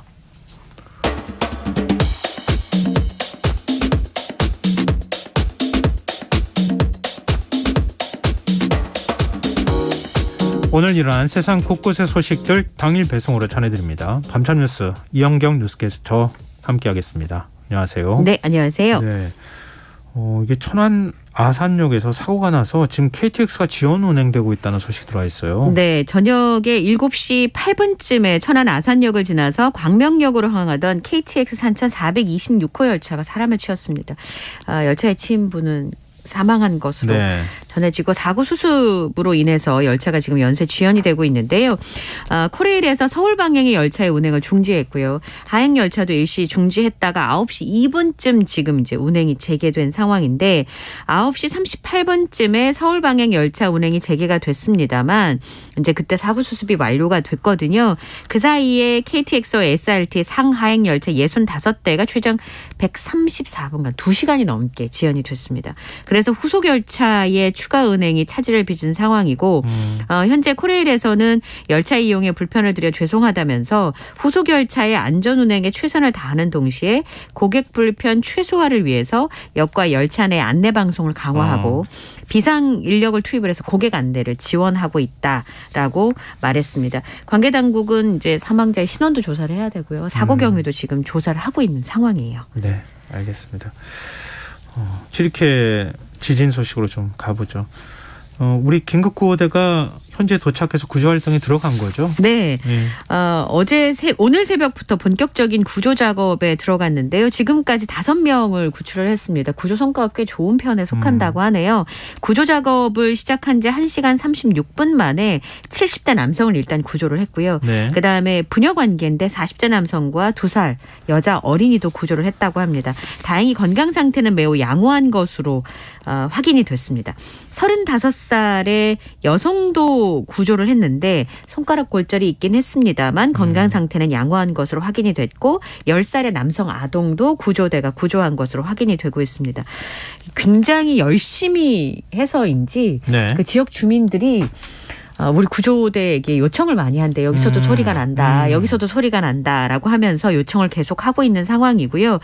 긴급구호팀이 어제 새벽 6시쯤에 도착을 했는데 원래는 이스켄데룬 지역에서 구조활동을 진행할 예정이었었는데요. 네. 터키 정부 요청에 의해서 지금 구조활동을 하고 있는 지역으로 이동을 했습니다. 아무래도 여기가 피해 상태가 훨씬 더 좀 심각하기 때문인데요. 네. 현재 우리나라 구조대는 튀르키예 남동부의 안타키아 소재의 셀림 아나돌루 고등학교에 지금 베이스 캠프를 설치를 했습니다. 예. 여진을 감안해서 학교 운동장에다가 지금 숙소를 설치를 한 것으로 전해지고 있는데 그래서 원래 이제 투입되려는 시간들보다 조금 늦어져서 투입이 됐습니다만 잔해 속에서 사람들 소리가 계속 들린대요. 취재진의 설명에 의하면. 그런데 이제 장비하고 그렇죠. 사람이 부족해서 구조가 굉장히 더뎌지고 있는 상황인데 그런 사정 때문에 인력하고 장비가 지금 우리가 100명이 넘는 구조대가 지금 투입이 된 상황이잖아요. 그러다 보니까 이쪽 지역에 배치한 것으로 보입니다.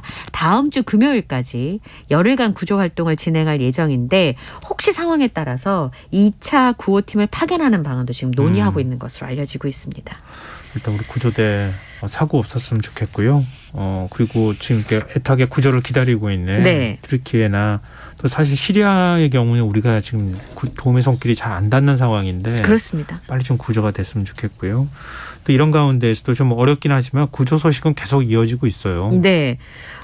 사실은 재해생존의 골든타임이 72시간이라고 하는데 이미 인명구조의 골든타임은 지나간 상황입니다만 어쨌든 극적인 구조 소식이 잇따르면서 그래도 생존자가 더 나올 수 있다라고 하는 기대감은 커지고 있는 상황인데요. 의외로 이 건물 붕괴 현장에서 사람들이 예상하는 것보다는 생존 기간이 길게 기적이 일어나는 경우가 많이 있다고 하더라고요. 제가 이제 과학자분들한테 여쭤보니까 어제 들린 소식이었지만 있잖아요. 어머니가 아이를 낳았는데 탯줄이 어머니하고 연결됐는데 어머니 숨 좋고 아이는 살아 있어서 구조할 수 있었다 이런 얘기까지도 있잖아요. 예, 그렇습니다. 피해 지역에서 구조 작업이 계속되고 있고 생존자들의 기적과 같은 구조 소식도 전해지고 있는데요. 오늘 보도 중에 18개월 태어난 지 18개월 된 어린이가 구조가 됐습니다. 아버지가 이 구조된 딸을 안고 입을 맞추는 장면이 보도가 됐고요. 또 이 제가 이게 참 그렇던데 어머니가 이제 콘크리트 더미 아래 깔려 있는 상황이었는데 어머니가 주는 모유를 먹으면서 쉬운 6시간을 버텨냈다고 합니다. 그리고 어머니도 구조가 됐는데요.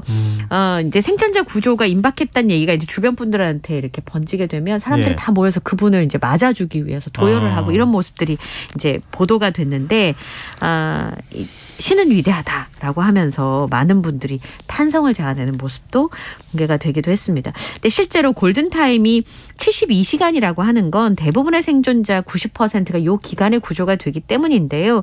실제로는 이 대지진이 일어난 피해 지역인 튀르키예와 시리아 같은 경우 날씨가 지금 영하이기 때문에 기상 상황이 굉장히 열악하고 건물 잔에 갇힌 사람들이 다른 것들은 견뎌낸다고 하더라도 저체온증에 걸려서 사망할 가능성이 굉장히 크다고 합니다. 현재는 어쨌든 구조되는 사람들 사이에서는 생존자보다는 사망자가 훨씬 더 지금 많은 상황이기도 하고요. 실제로 IT 강진이 있을 때 28세 남성이 27일 만에 구조된 경우도 있었거든요. 그럼요. 예. 끝까지 희망의 끈을 놓치지 않았으면 좋겠고요. 네. 근데 이렇게 극적으로 구조가 돼서 살아남은 생존자들도 생존의 위기를 겪고 있다고요? 네.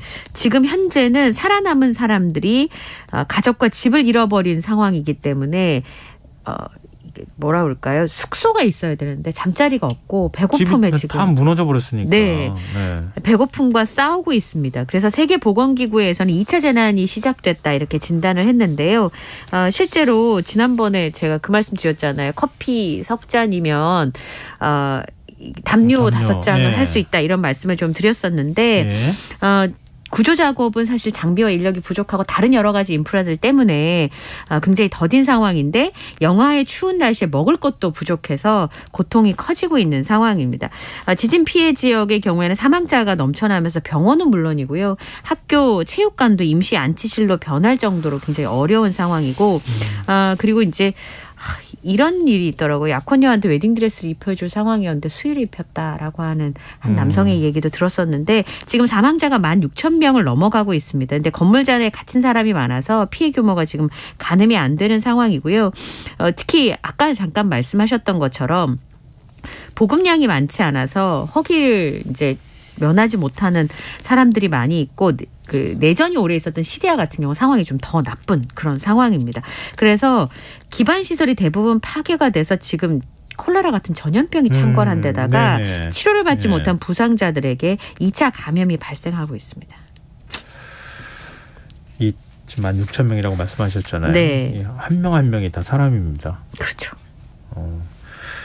빨리 좀 구조가 더 많은 분들이 좀 됐으면 좋겠고요.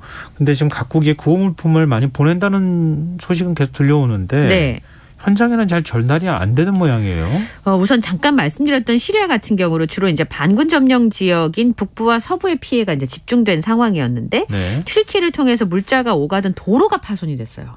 그러니까 구호품이 들어올 수가 없는 상황이어서 시리아 정부에서 서방 세계를 향해서 제재를 풀고 인도적 지원을 해달라는 요청을 계속하고 있는 상황입니다. 그런데 문제는 구호품이 혹시 시리아에 당도를 한다고 하더라도 시리아 정부가 내전 중인 반군 지역에 지원하지 않을 거란 우려도 지금 여전히 존재하고 있는 상황이어서 유엔에서는 시리아 북서부에 있는 반군 지역을 직접 지원하는 방안을 지금 추진을 하고 있는 상황이고요. 그리고 말씀드린 것처럼 구호단체들이 구호 물자 확보보다 기관시설이 파괴된 지역에 운송하는 걸 훨씬 더 걱정을 하고 있는 상황입니다. 규모가 7.8의 지진이 있었고 추가 강진이 있었잖아요. 그리고 여진도 계속 이어지고 있기 때문에 튀르키예 주요 지역의 도로와 교량이 무너지고 있고 날씨가 이제 춥고 눈이 내리니까 그것만으로도 굉장히 기상 상황이 물품을 전달하기 어려운 상황인데 네. 도로와 교량 자체가 무너진 상황이어서 육로 이동이 굉장히 어려운 상황입니다. 그래서 다른 재난보다 이번에 어려움이 훨씬 더 심각하다고 얘기를 하고 있고요. 이 공급 사슬의 리스크를 분석하는 에버스트링 애널리틱스라는 업체가 있는데 네. 이 업체에서 분석한 바에 따르면 해상 항공 운송도 다 문제란 지적이 나왔는데요. 그 튀르키예 남부의 이스켄데룬 항구가 이제 피해지로 통하는 항구인데 여기가 네. 주변 도로가 파괴가 되고 컨테이너가 넘어져서 폭발까지 발생하는 통에 운영이 지금 중단된 상황이고요. 공항은 지진 발생 후에 악천후 때문에 잔뜩 정체된 물자를 대처하느라 구호품을 다룰 여력이 많지 않다고 합니다. 그러니까 그동안에는 서로 간에 내전이 있었다 하더라도 여기가 이제 반군하고 쿠르드족하고 네. 정부군이 같이 막 그렇습니다. 뒤섞여서 싸우는 곳이잖아요. 네. 좀 휴전을 선언하고 빨리 좀 구조 활동을 할 수 있도록 해야 되지 않을까 싶네요. 네. 자, 다음 뉴스로 넘어가 보겠습니다. 지난 4일 밤 신안해상에서 전복된 청보호가 사고 엿새 만에 인양이 마무리가 됐어요. 네. 이렇게 바로 세웠더라고요, 보니까. 네. 실종자는 근데 발견되지 않았네요. 네. 이제는 이제 해상수색을 기대할 수밖에 없는 상황인데 오늘 목포로 예인이 됐습니다. 4일 서해상에서 청보호가 전복이 됐는데 목포 해경의 전용 부두로 예인이 됐습니다. 어제 저녁에 6시 9분에 청보호 선체를 바로 세우는 작업이 성공을 했고요. 오늘 아침 8시 40분 신안 소허사도로 출발을 했습니다. 10시간 만에 목포 해경의 전용 부두에 도착을 했는데 오늘 곧바로 목포의 조선소로 옮겨질 예정이었어요. 네. 그런데 그 조류가 너무 강하고 기상 여건이 좋지 않아서 신암 암태면 5도 선착장 인근에 잠시 멈춰서 선박 상태를 1차로 확인을 했습니다. 그리고 조선소 내부 사정이 있어서 오늘 밤에 목포 해경 부두에 잠시 정박하기로 한 것으로 알려졌습니다. 그래서 청보호는 내일 오전에 목포의 한 조선소로 다시 이동할 예정이고요. 말씀드린 것처럼 실종자 9명 중에서 5명이 선체 내부에서 사망 상태로 발견됐기 때문에 이번에 수색할 수 있겠다라는 희망도 있었습니다만 실제로 선체 내부를 수색했습니다만 실종자의 흔적을 찾을 수는 없었습니다. 그래서 전복된 이후에 바다에서 이탈했다고 봐야 되는 상황이어가지고 네. 지금은 해상 수색을 기대할 수밖에 없는데요. 사고 초기 해역을 9개 구역으로 나눠가지고 지금 해상 수색을 진행하고 있습니다만 아직까지는 실종자를 찾지 못했고 날씨도 지금 너무 안 좋다고 하네요. 근데 그 일부 선원들이 배에 구멍이 났다 이렇게 얘기를 했잖아요. 근데 지금 이제 바로 배도 세우고 네. 수색 작업도 할 수 있는 정도 상태라고 하면 배 외관을 선체 구멍이 있는지 없는지 살피지 않았겠습니까? 네. 어땠어요? 있었어요? 균열이 발견되지 않았고요. 네. 바다에 뜬 상태로 예인이 가능할 정도로 침수도 없었다고 하거든요. 그래요. 그래서 한 보도를 보니까 배가 떠날 때와 돌아올 때 외관상으로는 큰 차이가 없어 보이는데 이런 기사 제목이 있더라고요. 제가 보니까 네. 이제 본격적으로 사고 원인 조사를 시작할 예정인데 우선은 예인에 앞서서 내부 CCTV랑 기관 엔진 모니터 등의 증거물을 확보해서 국과수에 지금 분석을 의뢰한 상황이었습니다. 육상 인항을 하고 난 다음에 이제 정밀한 감식과 조사가 이루어지겠지만 지금 말씀하신 것처럼 선체 내부의 문제로 발생했다라고 하는 그 내인설에 훨씬 더 무게가 실리고 있는 상황입니다. 네. 그러니까 실제로 바닷물이 기관실로 들어온 건 맞잖아요. 네. 그러면 바닷물을 기관실로 유입시키는 해수상자나 밸브, 배관, 펌프 등의 문제가 생겨서 침수가 발생했을 가능성 등을 의심하고 있는 그런 상황입니다. 네. 자, 지금 여러분께서는 KBS 라디오 김성환의 시사회와 함께하고 계십니다. 밤참수 계속 이어가겠습니다. 30대 남성이 편의점 직원을 살해한 뒤 전자발찌를 끊고 달아나는 일이 있었어요. 네. 아이고 참. 혹시 보도를 보시게 되면 자세히 뉴스를 좀 봐주시면 좋을 것 같은데요. 네. 어젯밤 11시 40분쯤에 인천 주택가에 있는 한 편의점을 찾았던 손님이 바닥에 쓰러져 있는 30대 점주를 발견해서 112에 신고를 했습니다. 이미 이제 경찰에 출동해 보니까 점주는 사망한 이후였는데요. 편의점 CCTV를 토대로 해서 지금 경찰이 수사를 하고 있는데 알고 보니까 전자발찌를 차고 있는 32살의 A씨가 흉기로 점주를 살해한 것으로 보고 이 용의자를 쫓고 있습니다. 밤 10시 50분쯤에 가게로 들어와서 물건을 찾는 척하다가 점주를 구석으로 불러낸 뒤에 흉기를 휘두른 것으로 조사되고 있고요. 계산대에 있던 현금을 챙겨서 달아난 것으로 보입니다. 그리고 1시간쯤 뒤에 편의점에서 한 300m 떨어진 지역의 아파트 단지 근처에서 차고 있던 전자발찌를 훼손한 것으로 파악이 되고 있는데요. 택시를 타고 지금 도주를 한 것으로 경찰에서는 지금 조사가 됐고 그 이동 경로를 추적을 하고 있습니다. 근데 10대 시절부터 절도와 강도 행각을 반복했던 인물이라고 합니다. 그래서 2011년에 특수강도 혐의로 징역형을 선고받았던 것으로 확인이 됐고요. 2014년에 가석방이 됐는데 그 이후에도 중고명품 매장에서 업주에게 흉기를 휘두르고 80만 원을 훔쳐서 또다시 7년의 확정 판결을 받기도 했습니다.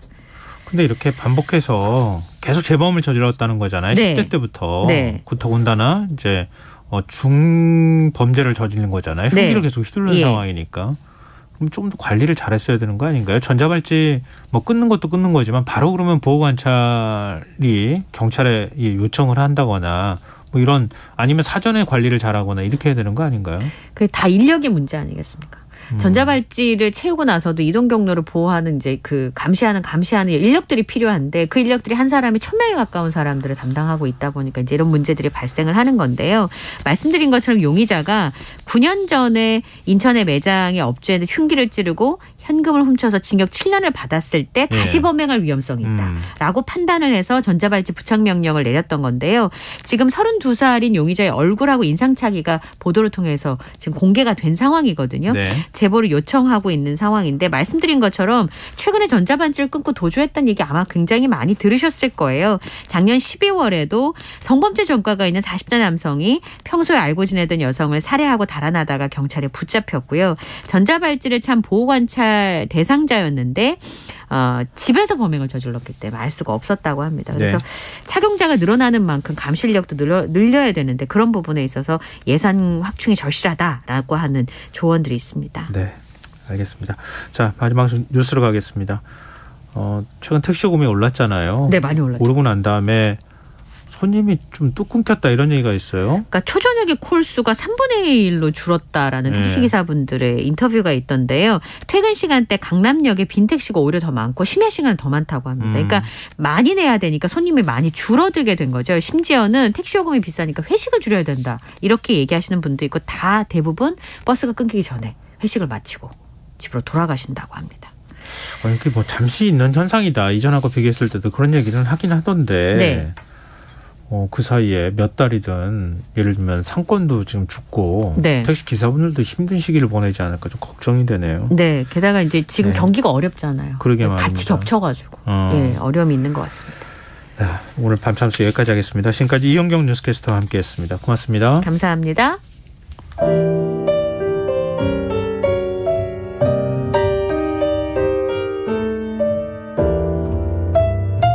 내일의 품격.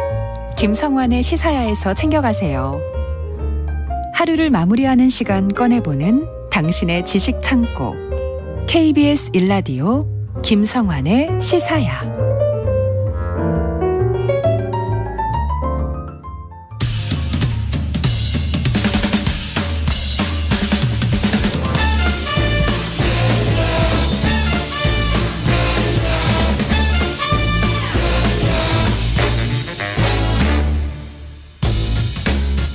매주 목요일 흥미로운 공연을 소개해드립니다. 일상 속 활력을 찾아내는 시간, 무엇이든 보러 가세요. 오늘 역시 공연 제작사 랑 안영수 대표 나와 계십니다. 안녕하세요. 네, 안녕하십니까. 좋은 공연을 소개하기 위해서 여러분을 일주일에 한 번씩 만나 뵙고 있는 안영수 인사드리겠습니다. 오늘 굉장히 활기차게 얘기하시는데요. 네, 오늘 약간 소개해드릴 공연이 좀 이렇게 좀 파이팅이 좀 있어야 되는 것 같은 공연이어서 신나게 소개를 한번 해봤습니다. 어떤 공연이길래 이렇게 특히 특별하게 파이팅을 해야 됩니까? 네, 뭐 오늘 소개해드릴 공연이 사실 지난해 말부터 올해 초까지 뮤지컬 중에서는 이 작품이 가장 뜨거운 관심을 받았다라고 해도 과언이 아니라고 생각하는데 아마 들어보셨을 겁니다. 뮤지컬 물랑루즈입니다. 네. 왜 소개 안 하시나 이런 분들 많았을 것 같아요. 네, 뭐 워낙 화제작이니까 그 언제 소개해드려야 되지 이렇게 좀 고민을 하고 있었거든요. 근데 이제 공연 오픈에 맞춰서 소개를 해드릴까 아니면 왜 그 물랑루즈가 좀 쇼 느낌이 나니까 크리스마스 때는 아니면 연말 정도에 소개를 해드릴까 이러다가 이제 조금씩 미뤘는데 이제 공연 종료일이 한 달밖에 안 남았어요. 아, 그래요? 네, 그래서 이거 더 이상 미루면 안 되겠다 싶어서 약간 방학 숙제 마지막에 이렇게 몰아서 하는. 방학 숙제. 너무 옛날 얘기인가요? 그래서 네, 그래서 또 시기적으로 봤을 때 그 24절기 중에 첫 번째 입춘이 지난 직후니까 올해를 여는 소개 공연으로. 계속 뭔가를 인연을 만들거나 네. 계기를 만드는 건 좋은 거니까요. 네, 제가 네. 어떤 이게 뭐가 설명이 잘 돼야 마음이 좀 안정되는 것 같아서 딱 좋은 시기가 아닌가 싶습니다. 물랑루즈 소개해드리기에. 그동안에 약간 마음의 부담 같은, 우리 보통 그런 거 있잖아요. 네네. 내가 뭔가를 해야 되는데 라고 생각했는데 하지 않으면은 네. 마음의 짐처럼 이렇게 무거운 게 있잖아요. 그러니까요. 약간 그런 마음이셨을 것 같아요. 네. 시사회에서 공연 소개하는데 물랑루즈를 소개 안 하고 넘어가는 것은 안 될 것 같고, 근데 한 달밖에 이제 안 남았으니까. 한 달밖에 아니라 한 달이나 남았으니까. 그렇죠. 아직 한 달 남았습니다. 아직 많이 남아 있는 거예요. 네. 그리고 이제 이 공연의 어떤 그 상징적인 문구 중에 하나가 쇼는 계속되어야 된다. 이게 영화에서도 쇼 머스트 고원 이렇게 나오거든요. 네. 이게 그 의미가 이 공연이랑 좀 잘 맞아떨어지는 것 같고, 지난 한 3년간 공연계 어려웠었던 시절을 우리나라는 공연을 쉬지 않고 계속 달려왔으니까 네. 의미 부여도 좀 되는 것 같고 해서 네, 오늘 지금이 절호의 기회다 이러면서 왔습니다. 네네. 근데 그나저나 마스크 벗을 수 있어요? 마스크 이거 정확히 말씀드려야 될 것 같은데요. 아직 모든 공연장에서 마스크를 벗을 수는 없어요. 아직은요? 네, 이 공연장마다 또는 제작사마다 권고사항으로 미리 안내를 해서 아직은 마스크를 좀 코와 입까지 잘 관람 중에도 좀 써달라고 강력 권고하는 곳도 있고, 어떤 공연장은 그 정확한 얘기를 안 하면서 가끔 이렇게 그 마스크 쓰고 오신 분들이 좀 내리고 공연 보시는 경우도 있고, 공연장별로 조금 다릅니다. 근데 이 배우들이 이제 출연해서 연기할 때 마스크를 벗을 수밖에 없으니까. 네, 그렇죠. 네, 공연장에선 사실 관객분들은 일방향적으로 무대를 바라보고 있어서 감염 확률이 높지 않은데, 뭐 좀 걱정되시는 분들은 마스크 쓰고 계시고, 좀 편안하신 분들은 마스크 벗고 계셔도 되는 곳도 있으니까요. 그건 아마 공연장 들어가셔서 공연 시작 전에 안내 멘트를 좀 주의해서 들으시면 되고, 이제 벗을 수 있지 하고 마스크를 아예 안 챙겨가셨을 경우에 그럼 곤란할 수 있으니까는 챙겨가시는 것을 좀 말씀드려야 될 것 같아요. 알겠습니다. 네. 참고하시면 좋겠고요. 네. 뮤지컬 물랑루즈. 네. 아마 영화를 보신 분들은 좀 익숙할 것 같긴 한데요. 그렇죠. 네. 네. 이 영화가 먼저 나온 거잖아요. 이 작품이 영화로 나온 게 생각보다 꽤 오래됐어요. 한 20년이 넘었습니다. 벌써 그렇군요. 네, 2001년도에 영화로 개봉됐었거든요. 네. 그때 이제 당시에 니콜 키드만과 네. 이완 맥그리거가 이제 출연해서 이 포스터도 굉장히 그 풍차 있고, 이완 맥그리거와 니콜 키드만이 이렇게 약간 포옹한 듯한 자세로 있는 포스터도 기억하실 텐데, 네. 이 영화 물랑루즈를 뮤지컬로 만든 작품이다 이렇게 생각하시면 될 것 같습니다.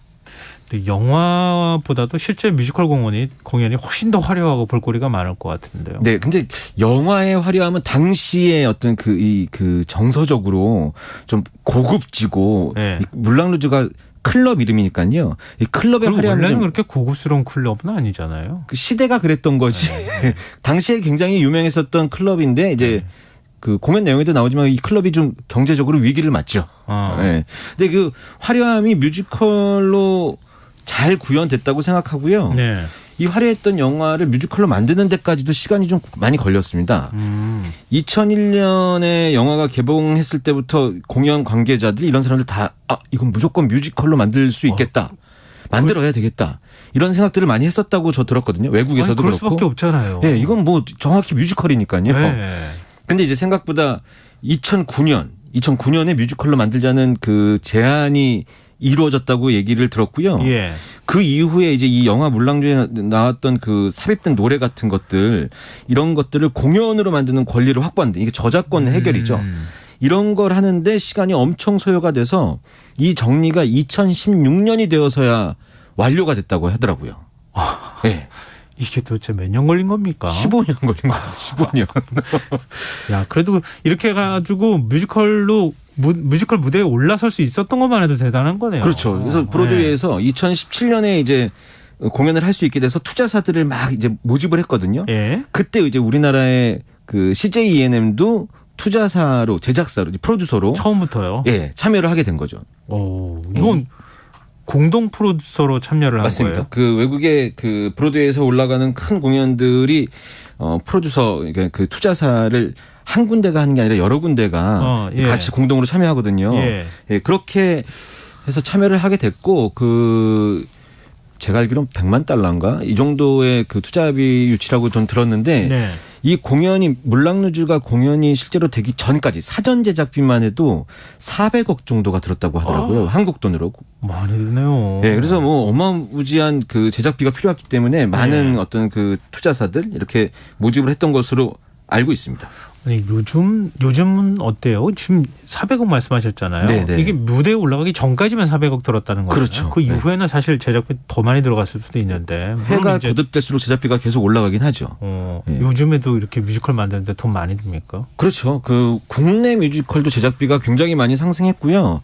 근데 이제 뮤지컬 한 회 공연에서 나올 수 있는 매출이 이 정도 딱 제한적인데 그렇죠. 어떻게 이렇게 제작비가 많이 들어가지 이렇게 생각하실 수도 있는데 네. 이건 이렇게 설명해 드리면 될 것 같습니다. 저도 어떤 강의에서 들었는데 네. 영화 제가 정확한 수치는 아닙니다만 네. 영화보다도 문화 쪽으로 해서 가장 많은 매출을 역대 올린 것이 뮤지컬이라고 하더라고요. 라이온킹 뭐 이런 공연들이 매출이 굉장히 대단해서 이런 투자도 과감하게 이루어지는 것이 브로드웨이의 어떤 자본 뮤지컬이라고 생각하시면 될 것 같습니다. 그러면 이런 모든 문제를 해결하고 투자 다 받고 네. 실제 무대에 딱 올라간 건 언제였어요? 올라갔죠. 2017년에 그렇게 투자 받고 2018년에 공연을 올라가고요. 예. 2019년에. 예. 2019년에 브로드웨이 공식 공연을 딱 시작하게 됐는데 다들 아시겠지만 2020년에 코로나. 네. 이게 터져서 결국 공연이 셧다운이 돼요. 아이고. 네. 너무 어렵게 만들어주고 사전 제작비 400억이나 들었는데 공연을 올렸는데 예. 셧다운이 된 다음에 1년 동안 넘게 공연을 멈추고 있다가 2021년 9월에 브로드웨이에서 공연을 다시 시작하게 되거든요. 예. 그래서 당시에 공연들이 많이 셧다운돼서 좀 그 경쟁작이 별로 없었을 수도 있지만 그렇게 다시 올라가게 돼서 그 토니상도 10개 부분을 수상을 하고요. 예. 영국에서 하는 올리비에상도 수상하게 되고 그래서 현재 전 세계를 돌면서 상을 뮤지컬에 관련된 상들을 휩쓸고 있는 중이다. 이렇게 생각하시면 될 것 같아요. 그러니까 공연 자체가 공연 같다. 쇼 머스트 고 온. 예, 바로 그겁니다. 이제 드라마틱하네요. 예. 예. 하여튼 물랑루즈 뭐 하여튼 화려할 수밖에 없을 것 같은데 네. 어느 정도인지 궁금해요. 사실은 저는 못 봤거든요. 많이 못 보셨을 거예요. 근데 아직 한 달 남았으니까 시간 되시면 꼭 보셨으면 좋겠고. 이 작품 이제 설명 보면 처음에 보도자료 배포되고 막 이랬을 때 보면은 좀 생소한 단어가 있는데 퍼스트 클래스 레플리카 뮤지컬이다. 이게 무슨 뜻이에요? 저도 처음 들어보는 말이라서 좀 여기 물어봤거든요. 예. 네, 뭐 퍼스트 클래스니까 뭐 최고급의 뭐 레플리카 버전이다 뭐 이런 얘기 같아서 여쭤봤는데 그래서 저 속으로 야 영어 너무 많이 쓴 거 아니에요? 그런 생각했는데 알아보니까 의미가 좀 있더라고요. 그러니까 이 작품이 미국 브로드웨이 이제 초연되었었던 브로드웨이가 아니더라도 이 오리지널 창작진과 제작진이 직접 참여해서 제작하는 형식이다. 라는 의미를 담고 있는 용어라고 하더라고요. 그러니까 이제 전 세계에서 공연이 되고 있는데 뮤지컬 물랑루즈는 공통적으로 같은 퀄리티를 유지하고 있다. 이런 의미로 사용되는 말이고요.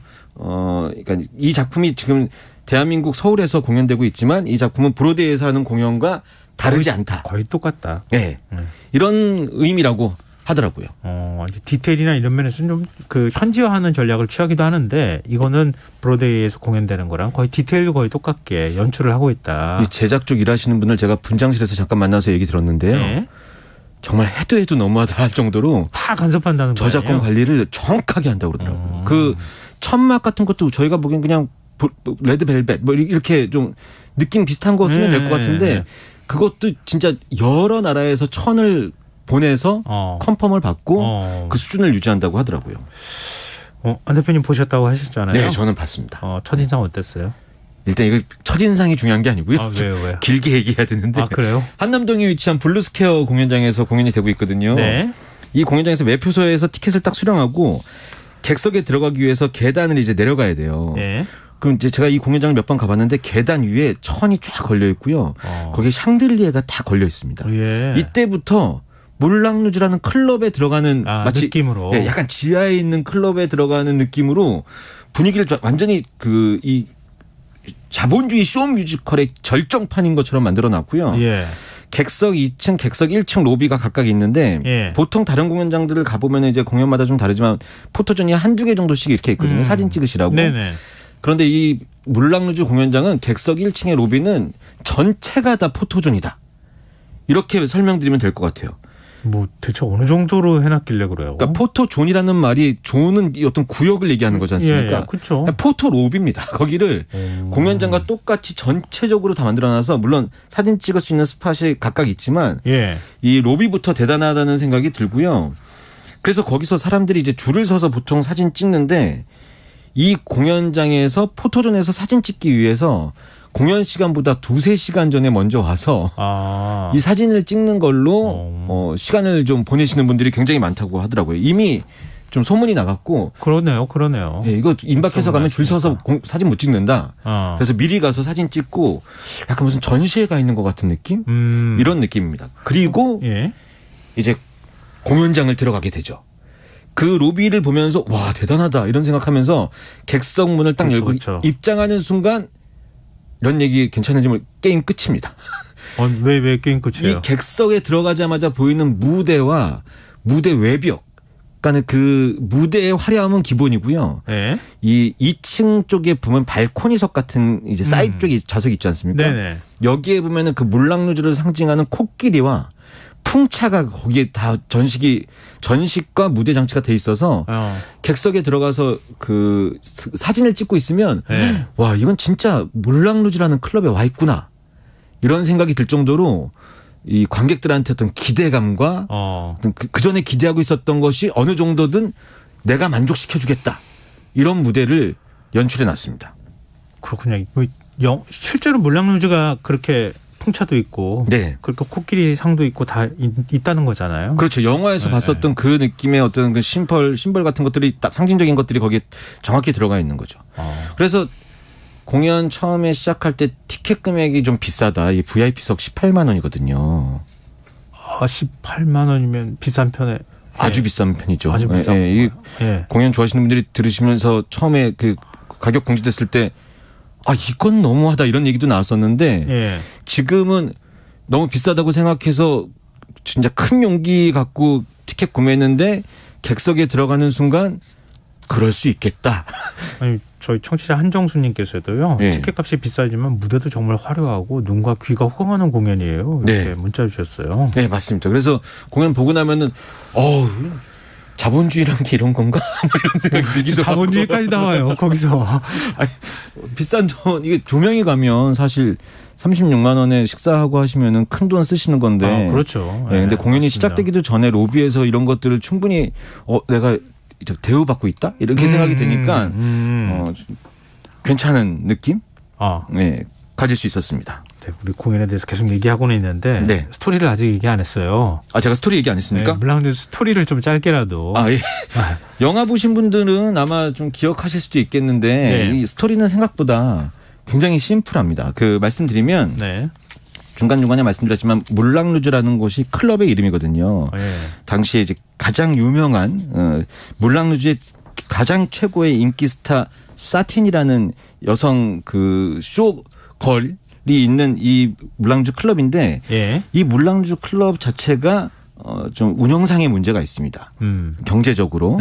그래서 결국 이제 간단하게 말씀드리면 이 물랑루즈의 스타 사틴이 이 물랑루즈를 후원할 수 있을 만한 후원자 몬노스 공작과의 만남을 통해서 이제 후원을 받으려고 해요. 그런데 그때 크리스티안이라는 무명 작곡가가 미국에서 건너와서 물랑루즈에 들어가서 사틴을 만나서 자기의 노래를 들려주면 이 물랑루즈에서 공연할 수 있다는 주변의 사람들의 어떤 추천으로 인해서 거길 찾아가게 되는 거죠. 이 사틴이 몬노스 공작을 만나야 되는데 이 크리스티앙을 몬노스 공작이라고 착각해서 만나게 돼요. 그래서 이 둘은 순간 운명적인 사랑에 빠집니다.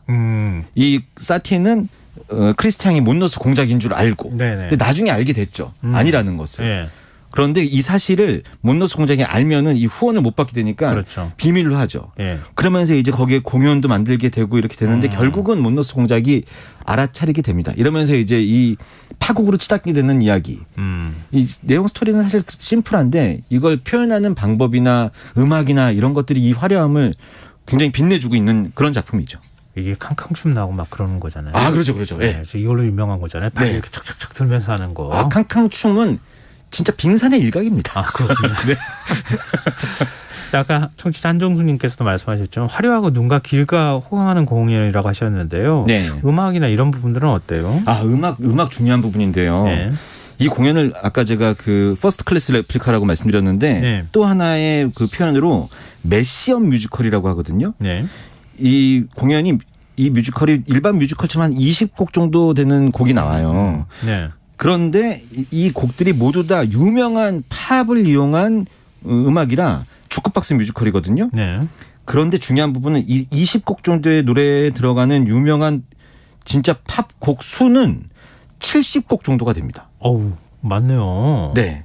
그러니까 오펜바흐부터 레이디 가가 네. 이 원작 물랑루즈의 음악은 당연히 나오고요. 예. 마돈나, 그다음에 시아, 비욘세, 아델, 뭐 리한나 이런 노래까지 전 세계에서 최근까지 히트했었던 곡들이 나오는데 예. 이 곡들을 조금씩 잘라서 한 곡에 섞어 놓는 음악으로 만들어서 네, 이거 이제 편곡을 한 거군요. 그렇죠. 예. 근데 이렇게 되려니까 이 70곡을 관련된 저작권을 다 해결해야 되는 거예요. 그거 엄청난 일이었겠네요. 이거 보통 일이 아니죠. 게다가 그 미국 시장이나 이런 이 팝 시장은 굉장히 크니까 예. 이거 해결하는데도 몇 년 아까 말씀드렸던 그 15년 이거 중에 한 7, 8년은 잡아먹지 않았을까?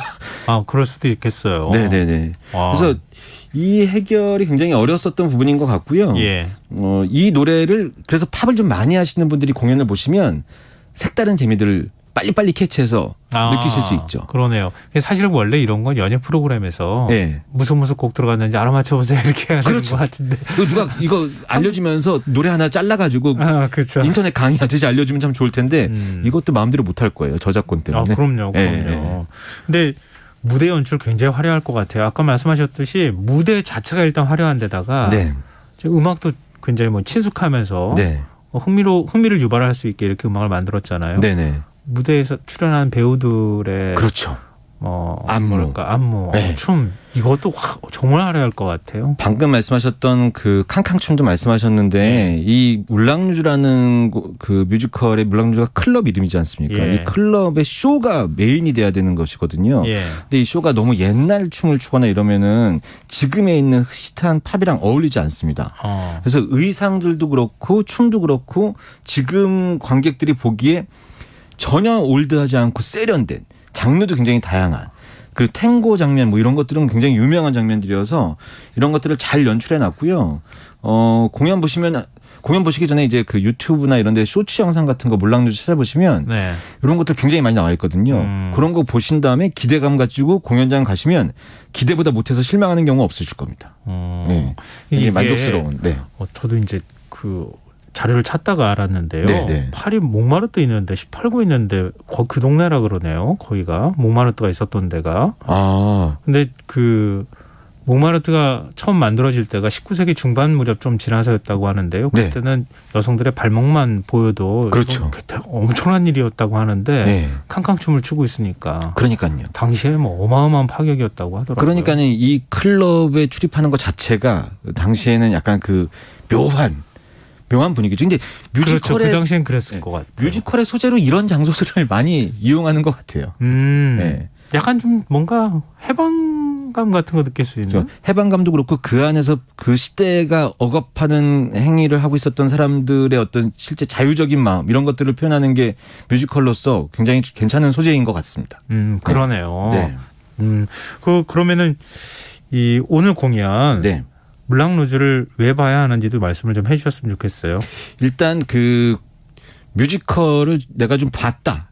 여태까지 좀 봤다 하시는 분들 현재 브로드웨이에서 오픈한 지 얼마 되지 않은 공연을 브로드웨이와 같은 퀄리티의 무대로 만날 수 있는 기회가 그렇게 쉽게 나오는 건 아니지 않습니까? 근데 그 최고의 브로드웨이의 어떤 그 공연의 컨셉, 이 객석까지 그 화려함을 관객들한테 줄 수 있는 컨셉 이런 것들을 느낄 수 있는 가장 가까이서 느낄 수 있는 기회가 현재 대한민국에서 있으니까 모르면 몰랐지 알고 있는데 못 가는 것은 좀 끝나고 나면 아쉬움이 있을 거라고 생각이 되고요. 네. 그리고 이 코로나 때문에 그 코로나 얘기를 너무 오랫동안 하는 것도 좀 그렇지만 이 공연장에서 느낄 수 있는 그 쇼나 그 환호 막 이런 것들을 예. 제대로 느낄 수 있는 쇼 뮤지컬이 그렇게 많지는 않습니다. 그 얼마 전에 끝났던 브로드웨이 42번가 같은 공연도 좀 예전에 만들어졌던 공연이니까 이런 공연을 만나시면서 객석에서 그동안 좀 갖고 있었던 마음의 어떤 그 응어리 같은 걸 터뜨릴 수 있을 만한 공연.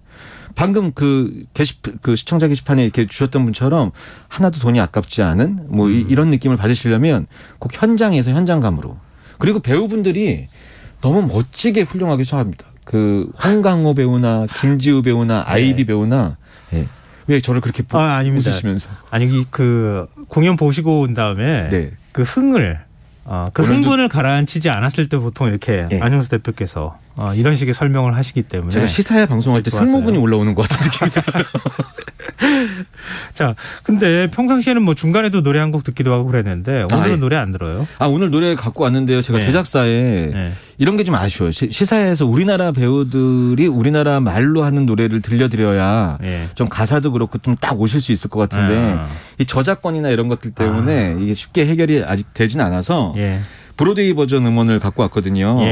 그 오늘 준비한 곡이 아마 딱 들으시면 이 노래가 나와 물랑루즈에 이게 2001년에 나왔던 영화 물랑루즈와 이 노래는 연관이 없어요.